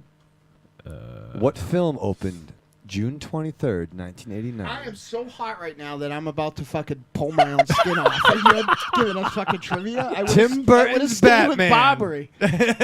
And you talk about fucking Batman? Tim Burton's literally, I can hear every time you stop talking a bead of sweat falling off the tip of my cock and hitting the inside of my pants. And you'll fucking talk about Batman right now? What the fuck? Dynamo, what's your quote? You ready? Here's the marketing in me, and I'm gonna mess it up because I'm trying to do it right. Frantically edited, visually stunning. Okay. Hot tub scene. How about you, Joe? If you were to throw out a quote for the box. The longest cinematography reel of all time. Let's see. How would I word mine? I would say this film manages to evoke Argento and Hammer. And watch it in 2 sittings. There you go. There. Mic drop. Mic drop. Yeah. All right. So that maybe next time we'll do that again. I like that a little bit. Yeah, that was good. Yeah, that was fun. Good. I'm so fucking hot. Is this how it's going to be all summer? I am fucking melting right now. Are you guys really that hot? I have a shirt that I've never worn before. My amazing Independence of Black Cat shirt. And if you went to the show, brought to you by DynaMyra. It's melting. But, I swear to God, I felt like I got pushed in the fucking hate pool. Like, it is fucking stuck to me so bad. Oh, wait. We have someone hanging out in YouTube. We have Joe Tucson is hanging out on YouTube and commenting. And he asked what our names were. So I told him what everyone's names were. And he says, "Hi, Joe and Ravenshadow. What is your favorite game?" Ooh. The crying game. No, I like Risk. To play Risk. Stratego. Stratego. I like chess. Chess is my Well, he didn't favorite. ask you or me. Yeah. He just wanted just Yeah, Joe. Joe and and I. I don't care about games. Yeah, don't break the ice. You know, I like not being fucking sweating. What makes you think it's a board game though? Oh shit! Hide the pickle. You're like, all right, listen, who's in the chat room? Well, this is Joe on YouTube. All right, Joe on YouTube. Listen, let's role play, me and you. All right. I'm the dungeon master. Okay, yeah, I'm and with you. Behind there's 2 doors. Okay. One door is Kodo and Poco from the Beastmaster. Kodo and Podo. Podo, both, all them. Yep. All those guys. Okay. And the other one is Tiamat. Okay. I'm not gonna tell you which door. Choose door number 1 or but door number 2. You gotta roll for initiative. for initiative. I'll wait. You gotta roll high, brother. I don't know if Joe's still watching. Where'd he go? Joe, come back. I think he gave up after that. I think Joe, our guest, is gone too. Yeah. I mean, he's like, And Dynamo's gone. It's just what you and about- I. It's getting cooler though. Yeah, it is. I might shave on air. I'm so hot. All right, so quickly, we got to wrap up the segment because we're going to go to a break. We'll fumigate the fucking studio. We'll get it cool in here. Next week, much to the chagrin of everyone else on the show and even in the fucking world, we are going to review The Human Centipede 3. Why? God. Why a Dynamo? Joe, you and want I to come being back punished? next week? I saw it. I just watched it. Oh, okay. Yeah. Why are you being punished? Why Do you Dynamo? even need to ask that question? Yeah, I mean, I didn't. Why?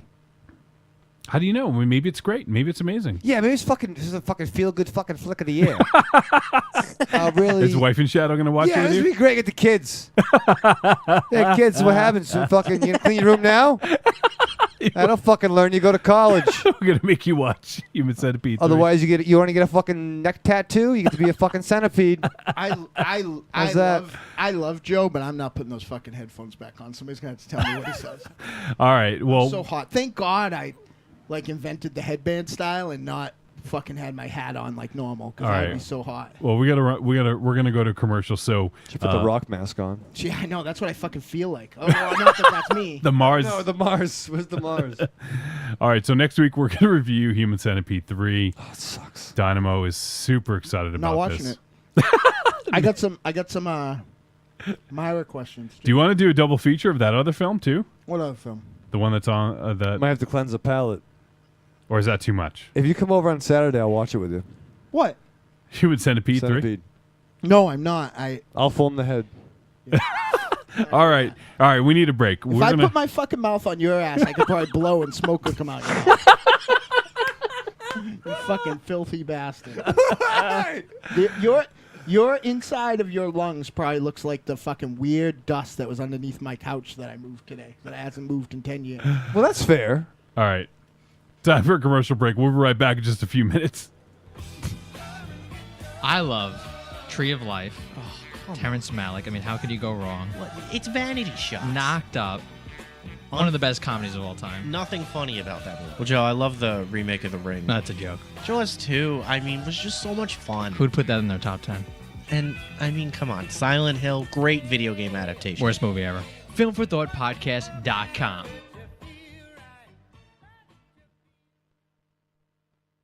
Hello, darlings. It's your favorite whiskey-drinking, litigious, singing, dancing fantasy girl.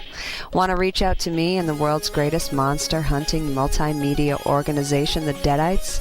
Log on to Facebook.com/The Deadites. It's got all the info you need to follow the world's greatest monster hunting band, like live appearances, info on your favorite Deadite, music, and all the links you need to our new weekly multimedia and all our side endeavors.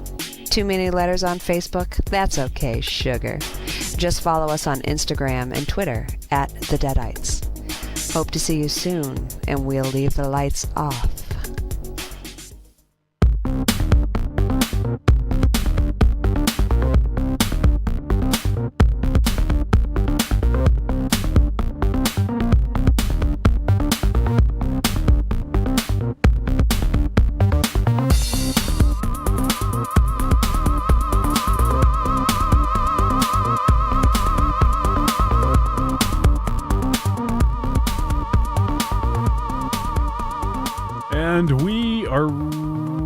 we are returned. We are back. We have returned on Trick or Treat Radio. We have not much time left in the show. We have a lot to do, but I guess it's good that we didn't get as many questions as I had hoped. I do have a few from Myra that she just sent. Okay, cool. Awesome. So let me go ahead and pull up some questions here. We got some voicemails. You know what I'm going to do? I didn't get a chance to screen the voicemail, so they could very well be questions. So I'm just going to, we'll kind of combine the segment into the feedback as well, because I'm not sure what's what here. So, all right, let me see. All right, let's go with this one first. I'll play a voicemail, I guess. This is from... Oh, we got another one from Little Tommy C. Note Washington III. I bet you that's not a question. And probably not. It's short, though, so I guess we'll do that. Let's see what Little Tommy C. Note Washington III has to say. Yo, if y'all picked up a stray dog off the street, how many grams would you give it to cheer it up?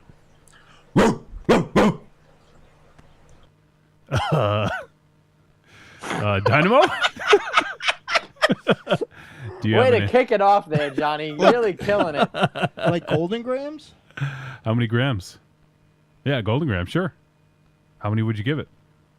Probably like 5 boxes. 5 boxes of golden grams? That's what it takes to get me going in the morning.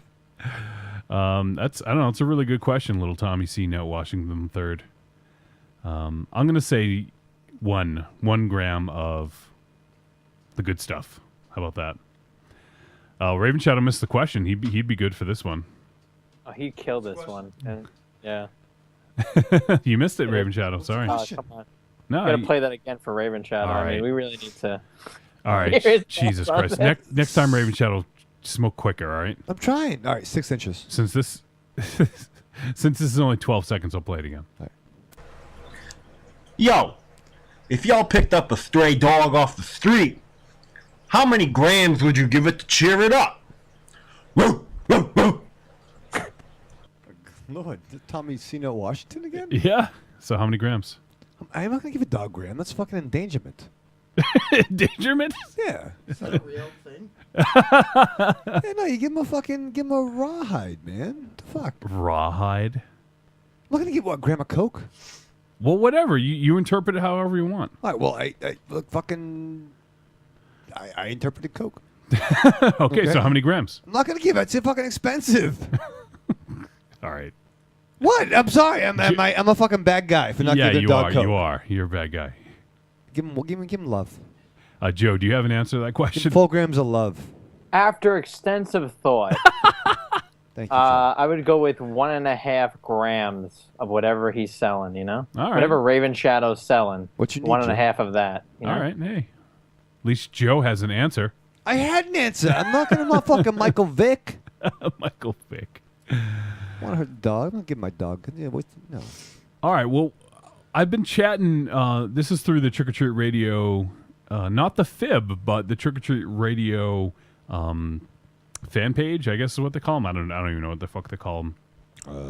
Anyways, I've been chatting with a listener who found us through OTC Dynamo. His name's I won't give his last name in case he wants to retain his anonymity, but his name is David. And David had a question for us, and he posed it.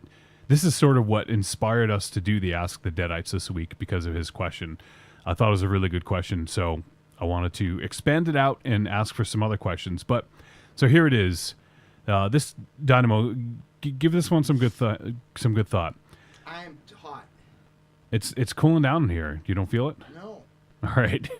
It's probably going to go the fucking long way. Like, I'm probably going to be cold in a few minutes. I'll be pissed off about that. So, David asks, if you could put together your own 4 Horsemen faction, who would make the cut? And, of course, I want to hear explanations for each team member. They can be from any federation, and while they're not required to be active wrestlers, I feel like the person must be alive. So you can't have Benoit. Well, for a lot of reasons. The fact that he's a fucking demon. Jesus. Well, though, in my opinion, I don't know. Like, I think that the best four horsemen ever was Ric Flair, Barry Windham, Arn Anderson, and Tully Blanchard. He didn't say this specifically, but let's say like none of them are in. Okay. All new, all different. Yeah, all new. Yeah. I know it's a tough question. Maybe the Arn Anderson role will be played by heel Bryan Danielson. Interesting. Okay. The heavy role will be played by Kevin Steen. Okay. I'm with it. The Ric Flair role will be played by Adam Cole. Okay, I like that. And the partner to Bryan Danielson, the kind of like this is a tough one. Kind of like the Tully Blanchard-y kind of secondary cocky heel. I think should. No, you ready?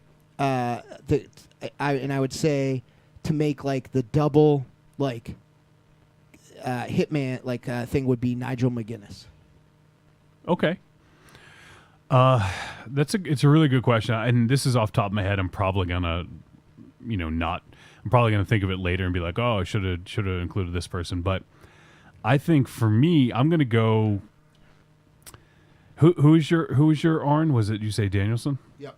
Okay, so I was thinking my Arn would probably be Claudio Castagnoli, aka Cesaro in the WWE.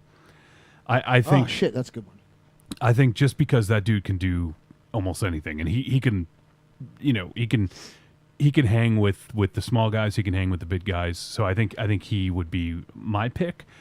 I know this is going to seem really maybe this is going to seem weird, and this is just fantasy booking at this point, but when Evolution, I'm sorry, when they first got together, I was thinking they were originally going to do a horseman gimmick, right? Mm-hmm. Wasn't that sort of where they were heading a little bit? Yep. So I had a feeling that was going to be it. But I think I'd like to see, even though he's winding down his wrestling career, I think I'd like to see Triple H in this. If anyone was going to start up a Four Horsemen faction, it would definitely be him. I think he'd want to do that. That was my thought too, but didn't fit in who the names that popped into my head. Yep. I would also like to see, even though this will never happen in a million years, I think it would be interesting to see CM Punk in this. Oh, Johnny, we are fucking so fucking close. We're fucking practically related. Just because he usually takes front and center in no matter what he's doing. He's led factions, but I don't know. Like he probably would still be the mouthpiece for this organization, but I just think he'd be a great. Like I could see him and Cesaro being a team and fucking dominating everyone. And then finally, I don't know, man. This is going to be a tough one. I'd say in this, it would never. No, I was going to say someone else. It never happened. You have someone else to add, Ravenshadow, while I think of my fourth? I mean, what came to my mind, I definitely thought Hunter. I definitely thought CM Punk. What came to my mind was like the all new, all different Marvel Now of a couple years ago. Yeah. By like just putting marquee talent with marquee names. Mm-hmm. So this could be a cheeseball booking, but these are the four names that came to my head. Would be Taker, Kane, Boiler Room Mankind, and Crow Sting. That would be like the fucking Four Horsemen of the Apocalypse right there. What's what I mean? Like it came to me like this is a group with a name pre-existing. Mm-hmm.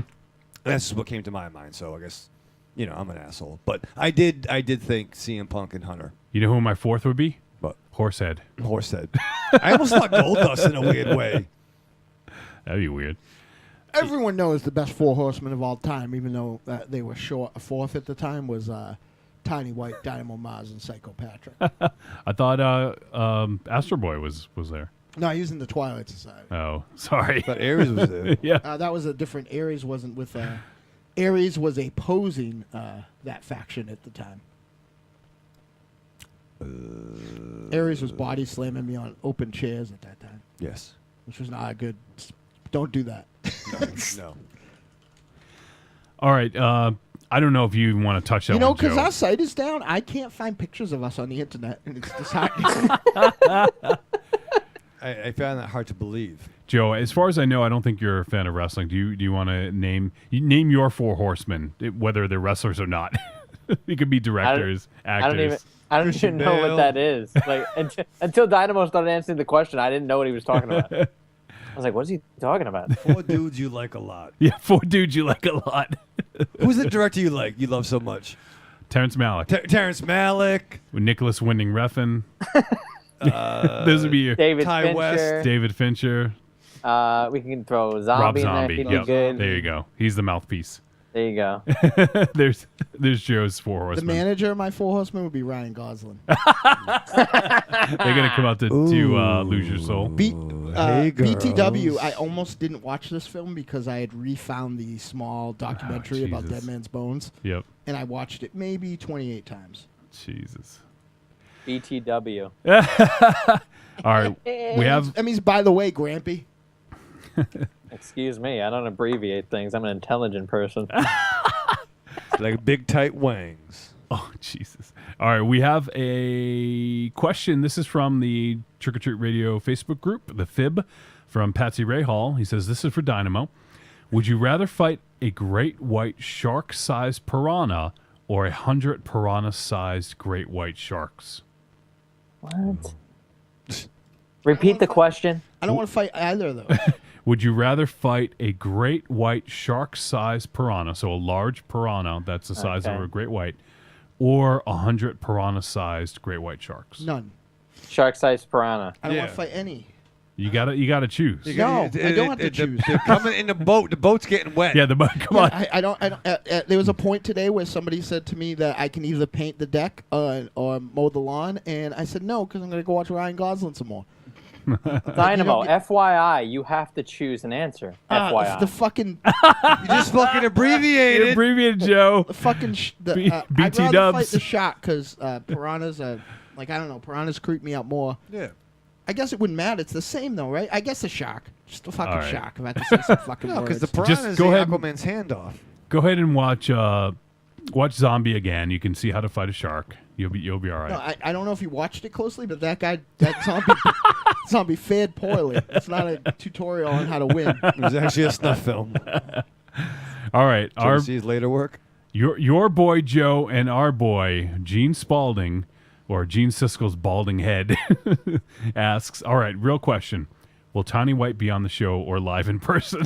Nope. Good luck, brother. Good luck. If you can get that answer, let us know. Yeah, if you can wrangle him, we'd appreciate that. Also, will Monster Zero stay for the duration of the whole show? Nope.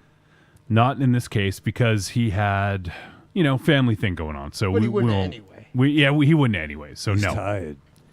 So the answer is no. Tom C says, I asked about a Trick or Treat Radio T-shirt a while back. Yay! So Tom C's happy about the shirt. So we are going to pick a random person. Not a question.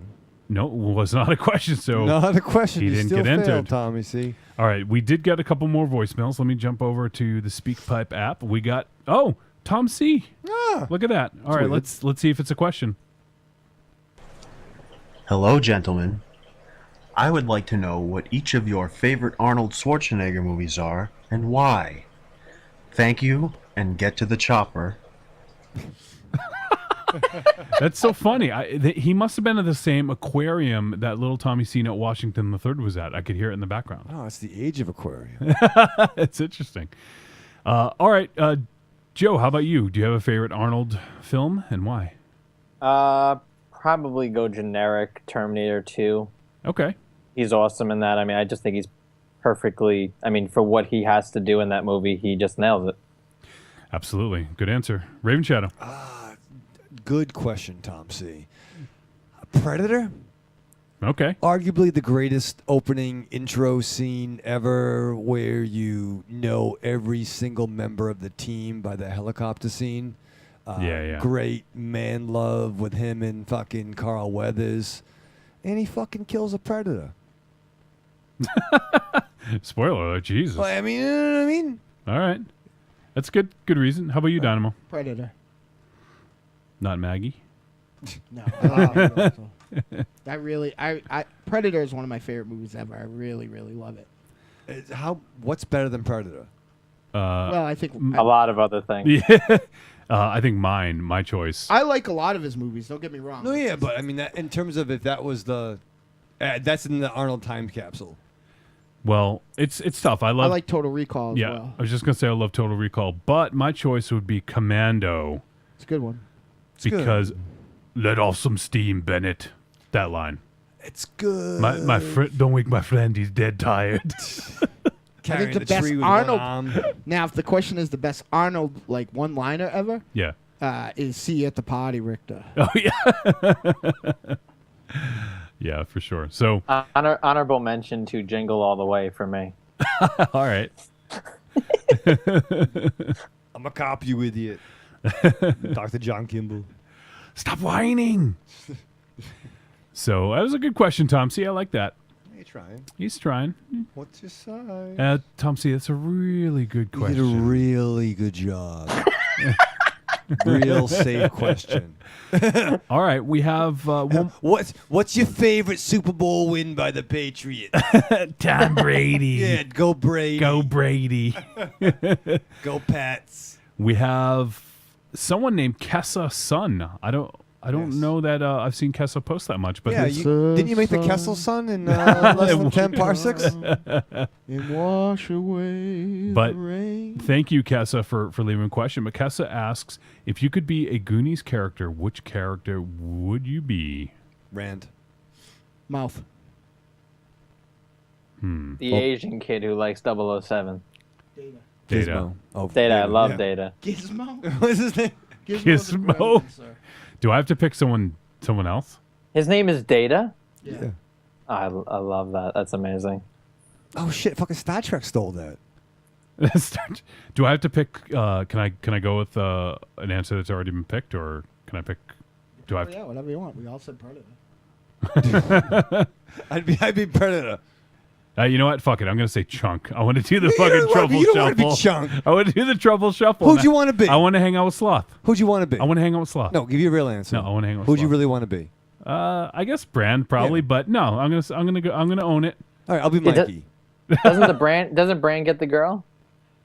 I think girl. Well, he's the only one old enough to get the girl, I think. Right. I mean, Brand. I'm just saying that you throw a joint in a Boone's farm the other way, and the other one's gonna have a good time. You know what I'm talking about, Joe, right? You live where you live? You live Long Island. Jersey. I live in New Jersey. Really? Why keep? Tom C says it was 12 parsecs, and then he says Goonies fucking sucks. All right, don't be outrageous. No T-shirt for Tom C. Fucking sucks. Who is this guy? Yeah, we were packaging up the T-shirt as we fucking spoke, Tom C. You know? Oh, sorry. You should send the T-shirt to me. Yeah, Joe, you'll get a T-shirt. What size are you? Large, baby, all the way. Ooh. Joe's The big large. Joe Bassa. The large Joe Bassa. That's what I like. All right, so that's all for the questions on the fib. Did you say you had some Dynamo? Some Myra ones, yeah.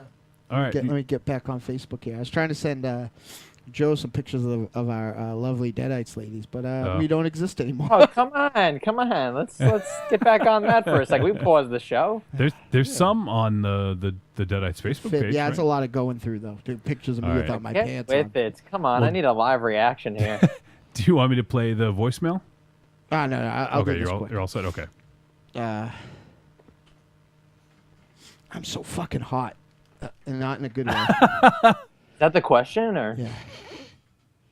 Oh man, this is a can of worms. Does each Deadite have? This is from the lovely Myra K Rock, my partner in DynaMyra, who you would have saw the Independence of Black Cat Attack a week ago if you weren't Sucker MC. I did. You did, which is fucking still mind blowing to me. Does each Deadite have a special power, specific weapon, or trained skill that they typically use for hunting monsters? Yes. Oracle is a master of a rare form of magic, which uses mathematical formulas to bend the universe to her will. Dynamo Marz, myself, is just really old and really, I'm like a living spaghetti western. Ethan McGloofabits is basically a slasher, like imagine a Michael Myers or a Jason Voorhees. Andy Christ is either a insane lunatic or the son of hell. I'm not really crazy about either option. Round Trip Jones is one of the greatest professional wrestlers of all time. I'm not going to say whose fault it is, but he may also be dead. But he may also have been brought to life, and he may also be a werewolf. So I still don't understand how that all works out, but hey. Yeah. DynaMyra and Tiny White. DynaMyra, a good equivocal for you would be Black Widow. She's a lawyer by trade, but she is also a legitimately skilled martial artist and athlete. And Tiny White is like a living Shaw Brothers movie. The Dark Samurai Swing. So there's that. It is mentioned that Tiny uses a katana, but does he use it in ways of hunting monsters? He always seems to be away learning new techniques. And lastly, what are the different types of monsters that lurk out there? There's more lurk on the East Coast. That is interesting. On the East Coast, we have a lot of we have indigenous to the East Coast are the 5 different kinds of zombies. Because as cold as it gets, it never gets cold enough for them to like basically freeze. There are further up in the hills. There are a lot of different kinds of as you head closer to Maine. There are a lot of different kinds of lycanthropes. We mostly have like the dirty animal. We have a lot of were-rats and werewolves around these parts, and but there are also a lot of vampires. I recently ran in. If you read my blog, Transmissions from Marz, you'll see about a lot of the monsters we fight. Lately, we've been dealing with more like almost out-and-out villains, like Joey Tron and Sir Isaac. So, maybe that's the way of the world now. Tiny really took about 6 months and really cleared Necronomicon of a lot of undead. So, there are a lot of lake monsters. A lot of lake monsters. For instance, there's a giant crocodile that lives under Lake Quinsigamond Bridge. There is some sort of weird skeletal dinosaur that I saw yesterday when I rescued the turtle that lives in a pond near my house. I like turtles. In the crypt. There are lots of monsters. Pretty much every monster that you could think of is indigenous to the Northeast because, the weather... the weather has a very typical hibernation seasonal things. Most monsters have hibernation cycles. When you get further down south, a lot of the vampires and stuff like that are fucking crazy because they don't have a hibernation cycle because it's warm all year round. Did not know that, Dynamo. It's interesting. Well, that's what I do. Tom C. in the chat room says Ravenshadow shows up to every episode and music show, but hasn't been to a samurai night in years. He's the only one that will get that one. You are a dung monkey, sir. Well, I get it, man, but this is my job. You know what I mean? Yeah, we pay you a quarter. I mean, you pay us a quarter. Yeah, shit. Do you get that check yet? But no, I'd like to watch movies, but I'm watching movies for... Yeah, you're too busy watching movies. Watching movies. All right, we have... I think that's it for... Was that it, Dynamo? Yeah, From Myra? Okay. Spoiler alert, this is not getting a t-shirt. We have another voicemail. This is the last one. It's from... it's Prisoner from Camp SR21. Oh. You guys know what that is? Nope. So apparently we're going to hear from a prisoner from SR21. All right. So let's hear from the prisoner. Greetings. This is Prisoner 345242556 from Camp SR21. I have a voice box. I used to be a smoker, but now I carry around a colostomy bag in my stomach. But enough about my nature. I am here to salute Monster Zero once again. He is nowhere to be seen, but he is in kindred spirits. And for you, I have this to say. Children behave. That's what they say when we're together. And watch how you play. They don't understand, and so we're running just as fast as we can. Hey, hey, hey, holding on to one another's hand, yeah, yeah, yeah, trying to get away into the night. And then you put your arms around me as we tumble to the ground, and then you say, I think we're alone now. What? There doesn't seem to be anyone around. I think we're alone now. The beating of our hearts is the only sound. Holy shit! You know what? I think that prisoner from Camp SR21 sounds like. Take these broken wings. That was pretty amazing. He got locked up for being hilarious. Yeah. Oh man! Well, it wasn't a question, but it was a pretty awesome voicemail. Might count. Was calling audible. Thank you, prisoner from Camp SR21. That was fun. He voicemails into my show as well as Norman Bates Jr. So. There you go, Master Bates. Norman Bates Jr. Wow. That's amazing. Trade your Prism Grays for a new Trick or Treat Radio T-shirt. All right. Well, I think that's it. Let me just check. We got to all the voicemails. We got to all the questions. Last thing we have is. You want to hear something terrible? Something terrible. I Sure. have a couple on deck. Yep. But for 2 months, Sing Sang Soon is going to be in Vietnam. Oh no. Yeah. Is he invading? No, he's from there. Oh, tell him the war's over. I think we lost. I think we are alone now. Tweets. Ravenshadow. Yeah. It's the what? Trick or Tweet. Trick or tweet moment. All right. Yeah. We have Mr. Dynamo Marz from the show tweeted to Brian Keane and said, Weird West at its weird best. You're digging that stuff, right, Dynamo? Yeah. I'm talking about the awesome book. Basically, what this company, ironically enough, called Deadites Press is doing is they seem to be taking some of the short stories by really popular contemporary horror writers that are from compilations that are out of print, which I'm actually thinking about doing with a lot of our compilation stuff because all that shit's out of print.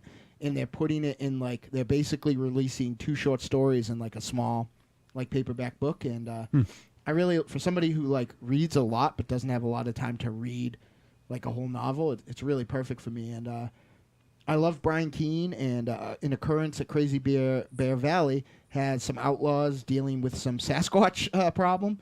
And it also has an awesome story. How fucking awesome is this? A group of people running away from a zombie infestation in the Wild West come across a beautiful oasis valley that they think is like paradise. But unfortunately, it's overrun by dinosaurs. And that's bad enough until the dead get in and the dinosaurs start eating them and shit goes bad from there. So it's a fucking great. And Brian Keane is like the king of splatter. It's real, real good. Cool. So Brian Keane fired back and says, thanks. Glad you enjoyed it.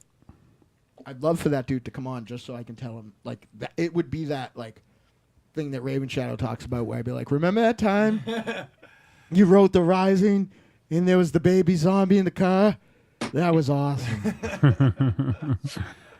So we also heard from our friends over at Haunting TV. They said, a great episode as always. Horror fanatics rejoice at the majesty of the Trick or Treat Radio podcast. Wow. They're too kind. Yes, hush, stop. And then we heard we were tagged or mentioned by Mr. Joe DeCanio right now. He says podcast life Tuesday episode 199 Poltergeist, Wednesday The Deadites episode 148 Horsehead, Friday episode 200 San Andreas and Versus. So Joe's doing a little bit of PR, Michael Ravenshadow. You know what that is? No. Marketing, getting it out there, getting the word out there. Oh, yeah. Well, he's got a lot of fucking time. No, he's too busy watching movies. He doesn't have any time to tweet. It's true. I don't know how. Can we get any girls tweet about us? Well, speaking of girls, I've been looking at these pictures. There you go. We also heard from Jape Man in reply to Doesn't sound feminine. In reply to Joe's tweet, and says, "Awesome. Have heard nothing but good things about Horsehead." Yeah, he was one of the listeners of a longtime listener of my show that was tweeting at me and saying this. This Horsehead movie has a lot of buzz. A lot of boobs. Best bathtub scene that doesn't have vivid in the title. Oh, Jesus. Thank you, Joe. All right, so that is going to wrap up the feedback segment. Ravenshadow, any final things? Saw the Mad Max. You did see the Mad Max. What did you think? It was the fucking 2-hour car chase. That's what I told you. I mean, I didn't no, lead but you nothing. astray, did I? Yeah, no. I mean, it was what it was. I did like the fucking little albino dude who came along for the ride. He was my favorite. You know who he was? Apparently a pretty boy, but I don't know who he was. No, he was Beast in X-Men. Oh, word? Yeah. In First Class? First Class, and also the last one. What that came out? What was that one called? Days of Future Past. Look at That's you, it, yeah. Joe. No So, yeah. shit. Yeah, he it was was Beast. great. I love the fucking spraying with the fucking aluminum fucking paint. Yeah. That shit is a little love interest. Really hot girls in the desert in the apocalypse. Yeah, I'm looking forward to the apocalypse, right, Ravenshadow? Yeah, really. I mean, let's go, You're Joe. looking I mean, forward. let's look at some sunscreen. Let's blow up the world right now. Yeah, some SPF 4000. You don't see a lot of pregnant girls getting run over. You're gonna look like Immortan Joe. I'm not gonna fucking make the fucking apocalypse. I can't climb a fucking fence. Are you to gonna save my let life. people? You gonna let people drink water? I don't Odds think are hops. you're going to cause the apocalypse. Might Yeah. cause the apocalypse. If I get a cut, there might be some airborne infection going on. You dug it though, yeah? It was there. I mean, it ain't Casablanca, but It is no Casablanca. That's I don't think Casablanca was a 2-hour car chase, my friend. Play it again, fucking Max. director's cut. Have you ever seen Casablanca? Me? Yeah. Yeah, I enjoyed it. You have not seen it. I have the fucking he talks DVD. about he talks about Casablanca every time I'm on the damn show. There you go, Joe. Rick. It's my top 5 movies of all time. Nazis. You talk about it because Dynamo talks about it. Fuck Dynamo. No, I don't really mean that. I like you. No, seriously, Ravenshadow, you've seen it, right? Oh, I have seen it. I really have. I have. Play it Okay. again, Sam. Yeah. The fucking black and white. Nazis running amok. I watched Fucking- Casablanca. Rick smoking butts like a champ. It's better than Van Helsing. That's When I remarkably had better than Van a Helsing. comic shop, Joe, I would like pay a local art house theater to to run movies, like they would get the rails. And I paid Casablanca, and I rode my bike, and it's far from downtown. And this was the one and only time I did. I rode my bike from where I live in Necronomicon down to downtown Worcester, where the theater was. It's about 5 miles, not good, and in the heat. And I was the only one, like, they were showing it that night, so they were testing the rail during the day. And I went and watched it, and I watched Casablanca with no pants on. Ravenshadow, was this your favorite line from the movie? I mean, yeah, the sexy dicks were cute for a minute. Well, his name was Rick. It'd have been different. Nah, but, he's ripping down butts, former soldier. His fucking broad shows up, another fucking dude. I can't believe that we're going to have a historic thing next week. What's What? next week? It's going to be the first time that I don't watch a film. If I'm watching, you're fucking watching I haven't it. seen any of them. I ain't gonna fucking miss the fucking Oh, plot. if you haven't seen any of them, you have to watch all of them. No, I'm not. You have to watch them all. to. I haven't seen Human Centipede. I haven't seen Two Girls, One Cup. Like, I'm okay. Shit I just don't need to see. I saw that. Of course you did. It's on the internet. I mean, as someone who hasn't, you haven't seen them all, I would say you're not missing much. You're not gonna miss the story. Yeah. This motherfucker really sews people's fucking mouths to asses. Wasn't that The Rock's last T-shirt? Oh no, that was Boots to Asses. The Kiss My Ass Club. That's a fucking movie, Vince McMahon. I have a stomach ache. I just ate so much fucking food on the show. That's a lot of cherries. Yeah. I picked up licorice, and I'm like, no, I'm not going to eat candy anymore. I'm going to buy fruit.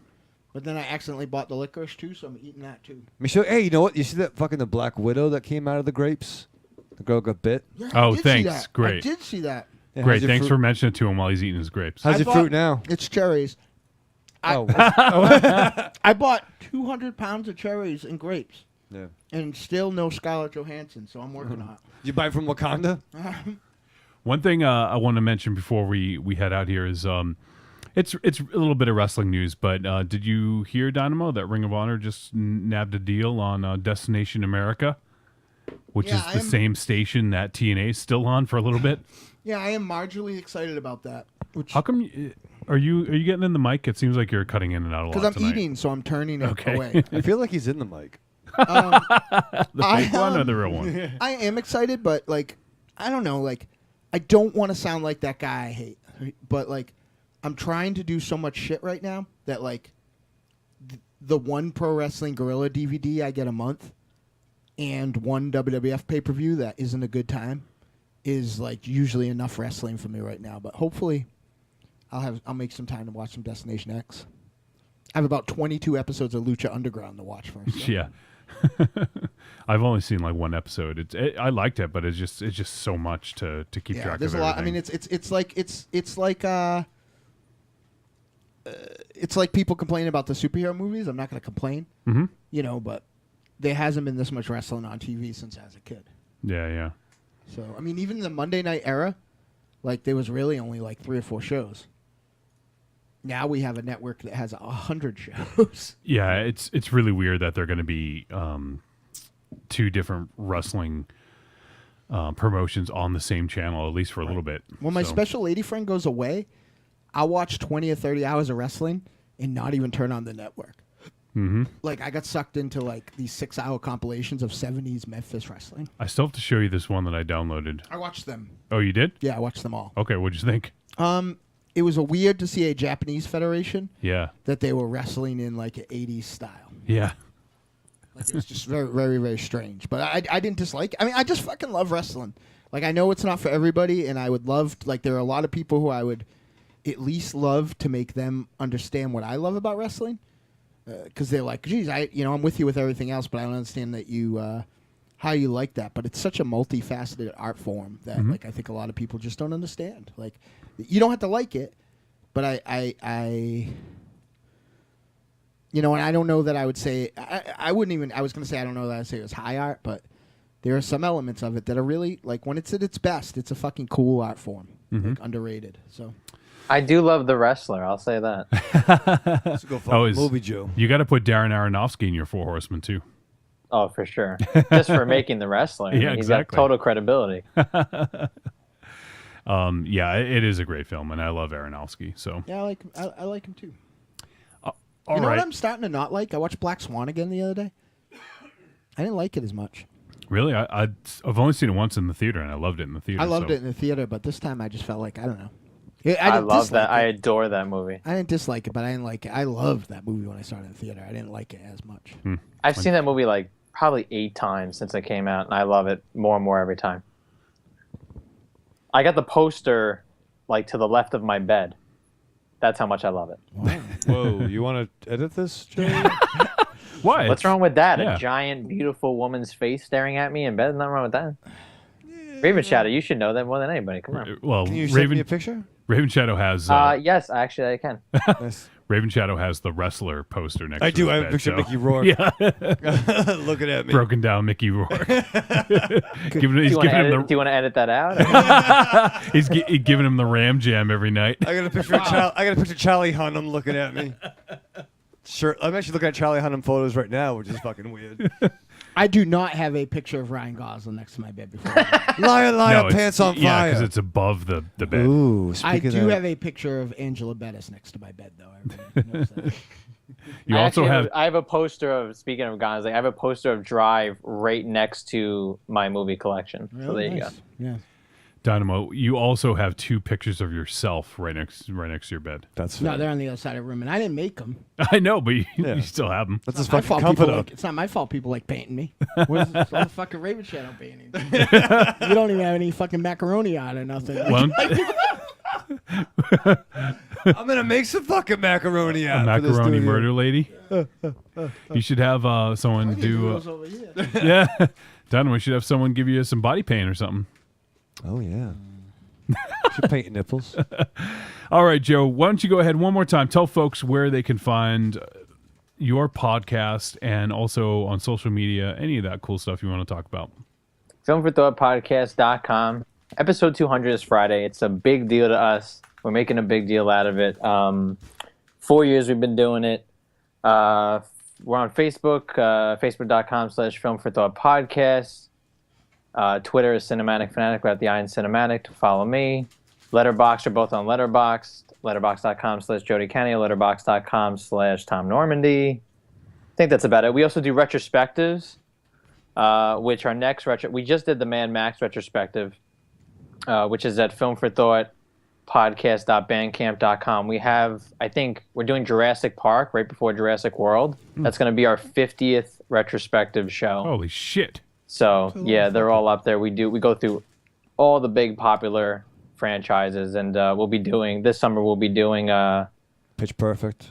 Right, Pitch Perfect commentary track. But Jurassic Park, and then we're going to do Terminator before Terminator. And I'm forgetting the August, but yeah, a lot of big things happening. After episode 200, we're doing Insidious Chapter 3, which I'm excited about. So nice. Please, it's gonna be a good summer. Be flattered and not insulted. But Tiny and I were talking about how broke we are today, and we're probably gonna steal that idea in some capacity. What idea? The Bandcamp? Well, we have a Bandcamp, but nobody buys our music, so we're hoping somebody will buy us talking about a movie. I don't know why we're delusional about it, but some sort of retrospective or something. But well, if there's rum involved, we'll do special rum. I have to apologize. So when I got to the studio on the way, I got a double gulp, and I filled the soda up to where the double gulp goes, and then filled it up with rum the rest of the way, which is a lot, but not too much. I figured 3-hour podcast, I'd sip it. Unfortunately, by the time we got to the review, I had run out of double gulp and rum. So I went in Wolfie's refrigerator and found that I had left a Dr. Bob's black cherry soda in there before. So I dumped that in my double gulp cup, but that only filled it up halfway. So I had to fill the rest of it up with rum. You didn't have to. Well, I'm really anal retentive like that. Maybe you. Yeah, and by the time we got to the last segment, I was just drinking right from the fucking bottle. My special lady friend came and picked me up. I went to fucking Price Chopper. I tried to break into the fucking Starbucks kiosk. Yeah, I basically got a text from Dynamo saying, I'm stuck in Starbucks. Please, you might have to come get me. And I originally thought it was like, I thought I was going to have to bail him out of jail or something. I'm like, what are you talking about? Like, is Starbucks a prison now? Like, the way you worded it, I thought you were like in prison. No, I climbed over the barricade, and when she came out, I guess she was like, she came out of the bathroom, and I was in the Starbucks, and I was like, I want to work here. Do you want a coffee? She was like, get out of there. And then she had to get me out of I was in the meat department. You were in the employee section, too, yeah, right? I was climbed. I went like up fucking stairs into the employee break room. I don't know. Like, it was bad. I climbed over the booze fence. Like, it's a fucking disaster. I was so hot. I wanted to lay. Like, I legitimately thought it was a good idea to lay into, the fucking tub where they have the fucking fish frozen. I wanted to lie on the frozen fish because I was hot. Like, it was fucking bad. Oh my! It was bad. There's someone in the lobsters. I tried to pick up a thing of my cherry Fresca and ripped the bottle, and they all fell out, I guess. So I just grabbed another one left, and there's fucking Frescas exploding all over the aisle. It's just a fucking mess. I apologize. I apologize to everyone that listened to the end of that. I won't even listen to the end of that show because I'm sure I sounded like a fucking dickweed by the end of it. What a fucking mess. I'm so embarrassed. That's what happens when you don't drink anymore. Yeah. And then you drink a quart of rum. That's why you got to be consistent. Thanks. Be consistent. You're going to do a cover of Faith No More's Be Aggressive? I was fucking just thinking that, We're Johnny. right here tonight. I was like, be consistent. Be consistent. And I also almost walked into Price Spell it Chopper. out. I can't. Apparently, I walked out with Michael Ravenshadow, and I had no pants on. That was weird. Yeah, like, it was bad. It's very, very bad. And then I posted videos of it on the internet. So fucking Evil is on stage giving me a hard time about it. Like, I drank too much. I'm wicked hungover. This guy knows all about it.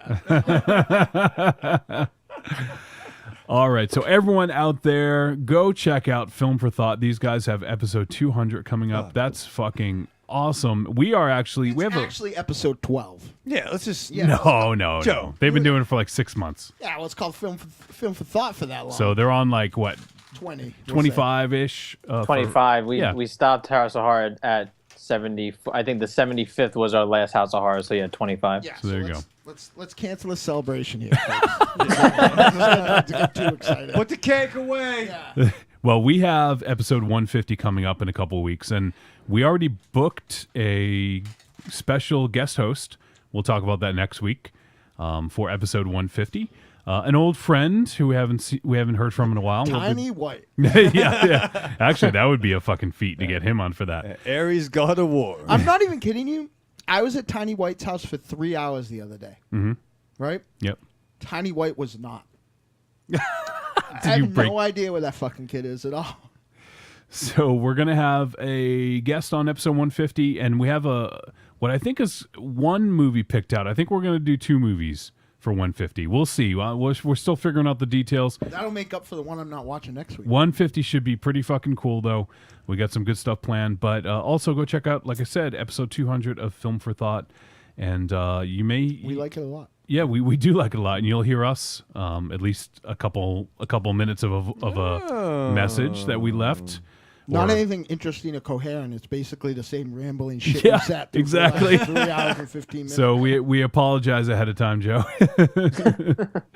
But I think that's going to do it, Dynamo. Why don't you go ahead. Joe, thank you so much for joining us. It's always a fucking blast to have you on, buddy. Thank you so much for joining us, because we actually had 2 holes to fill tonight with shut up. With Tiny, and Tiny is sort of AWOL, and Monster Zero had an emergency. I could tell how much Michael Ravenshadow likes you, Joe, because he doesn't, like, at this point, like, start picking up his fucking porn queue. Like, normally I look over and he's fucking saving porn on his phone for later. Oh, Tom C wants to know who gets the shirt. Dynamo. We will post that on the Fib when the episode comes out on Friday. Oh. I take extra large. You gonna send me one of those shirts? I want one of those shirts. Sure. There you go. You got 8x10 coming your way, Joe. Too, by the way. And maybe we're gonna have a team up with Film for Thought in Connecticut. We'll go to the Yankee Peddler. Ooh. Yeah, in the House of the Devil House. Yep, not the Yankee Diddler, Ravenshadow. Why? The Yankee Peddler sounds like one of the shitty 60s Teen Titans villains. Yeah. All right.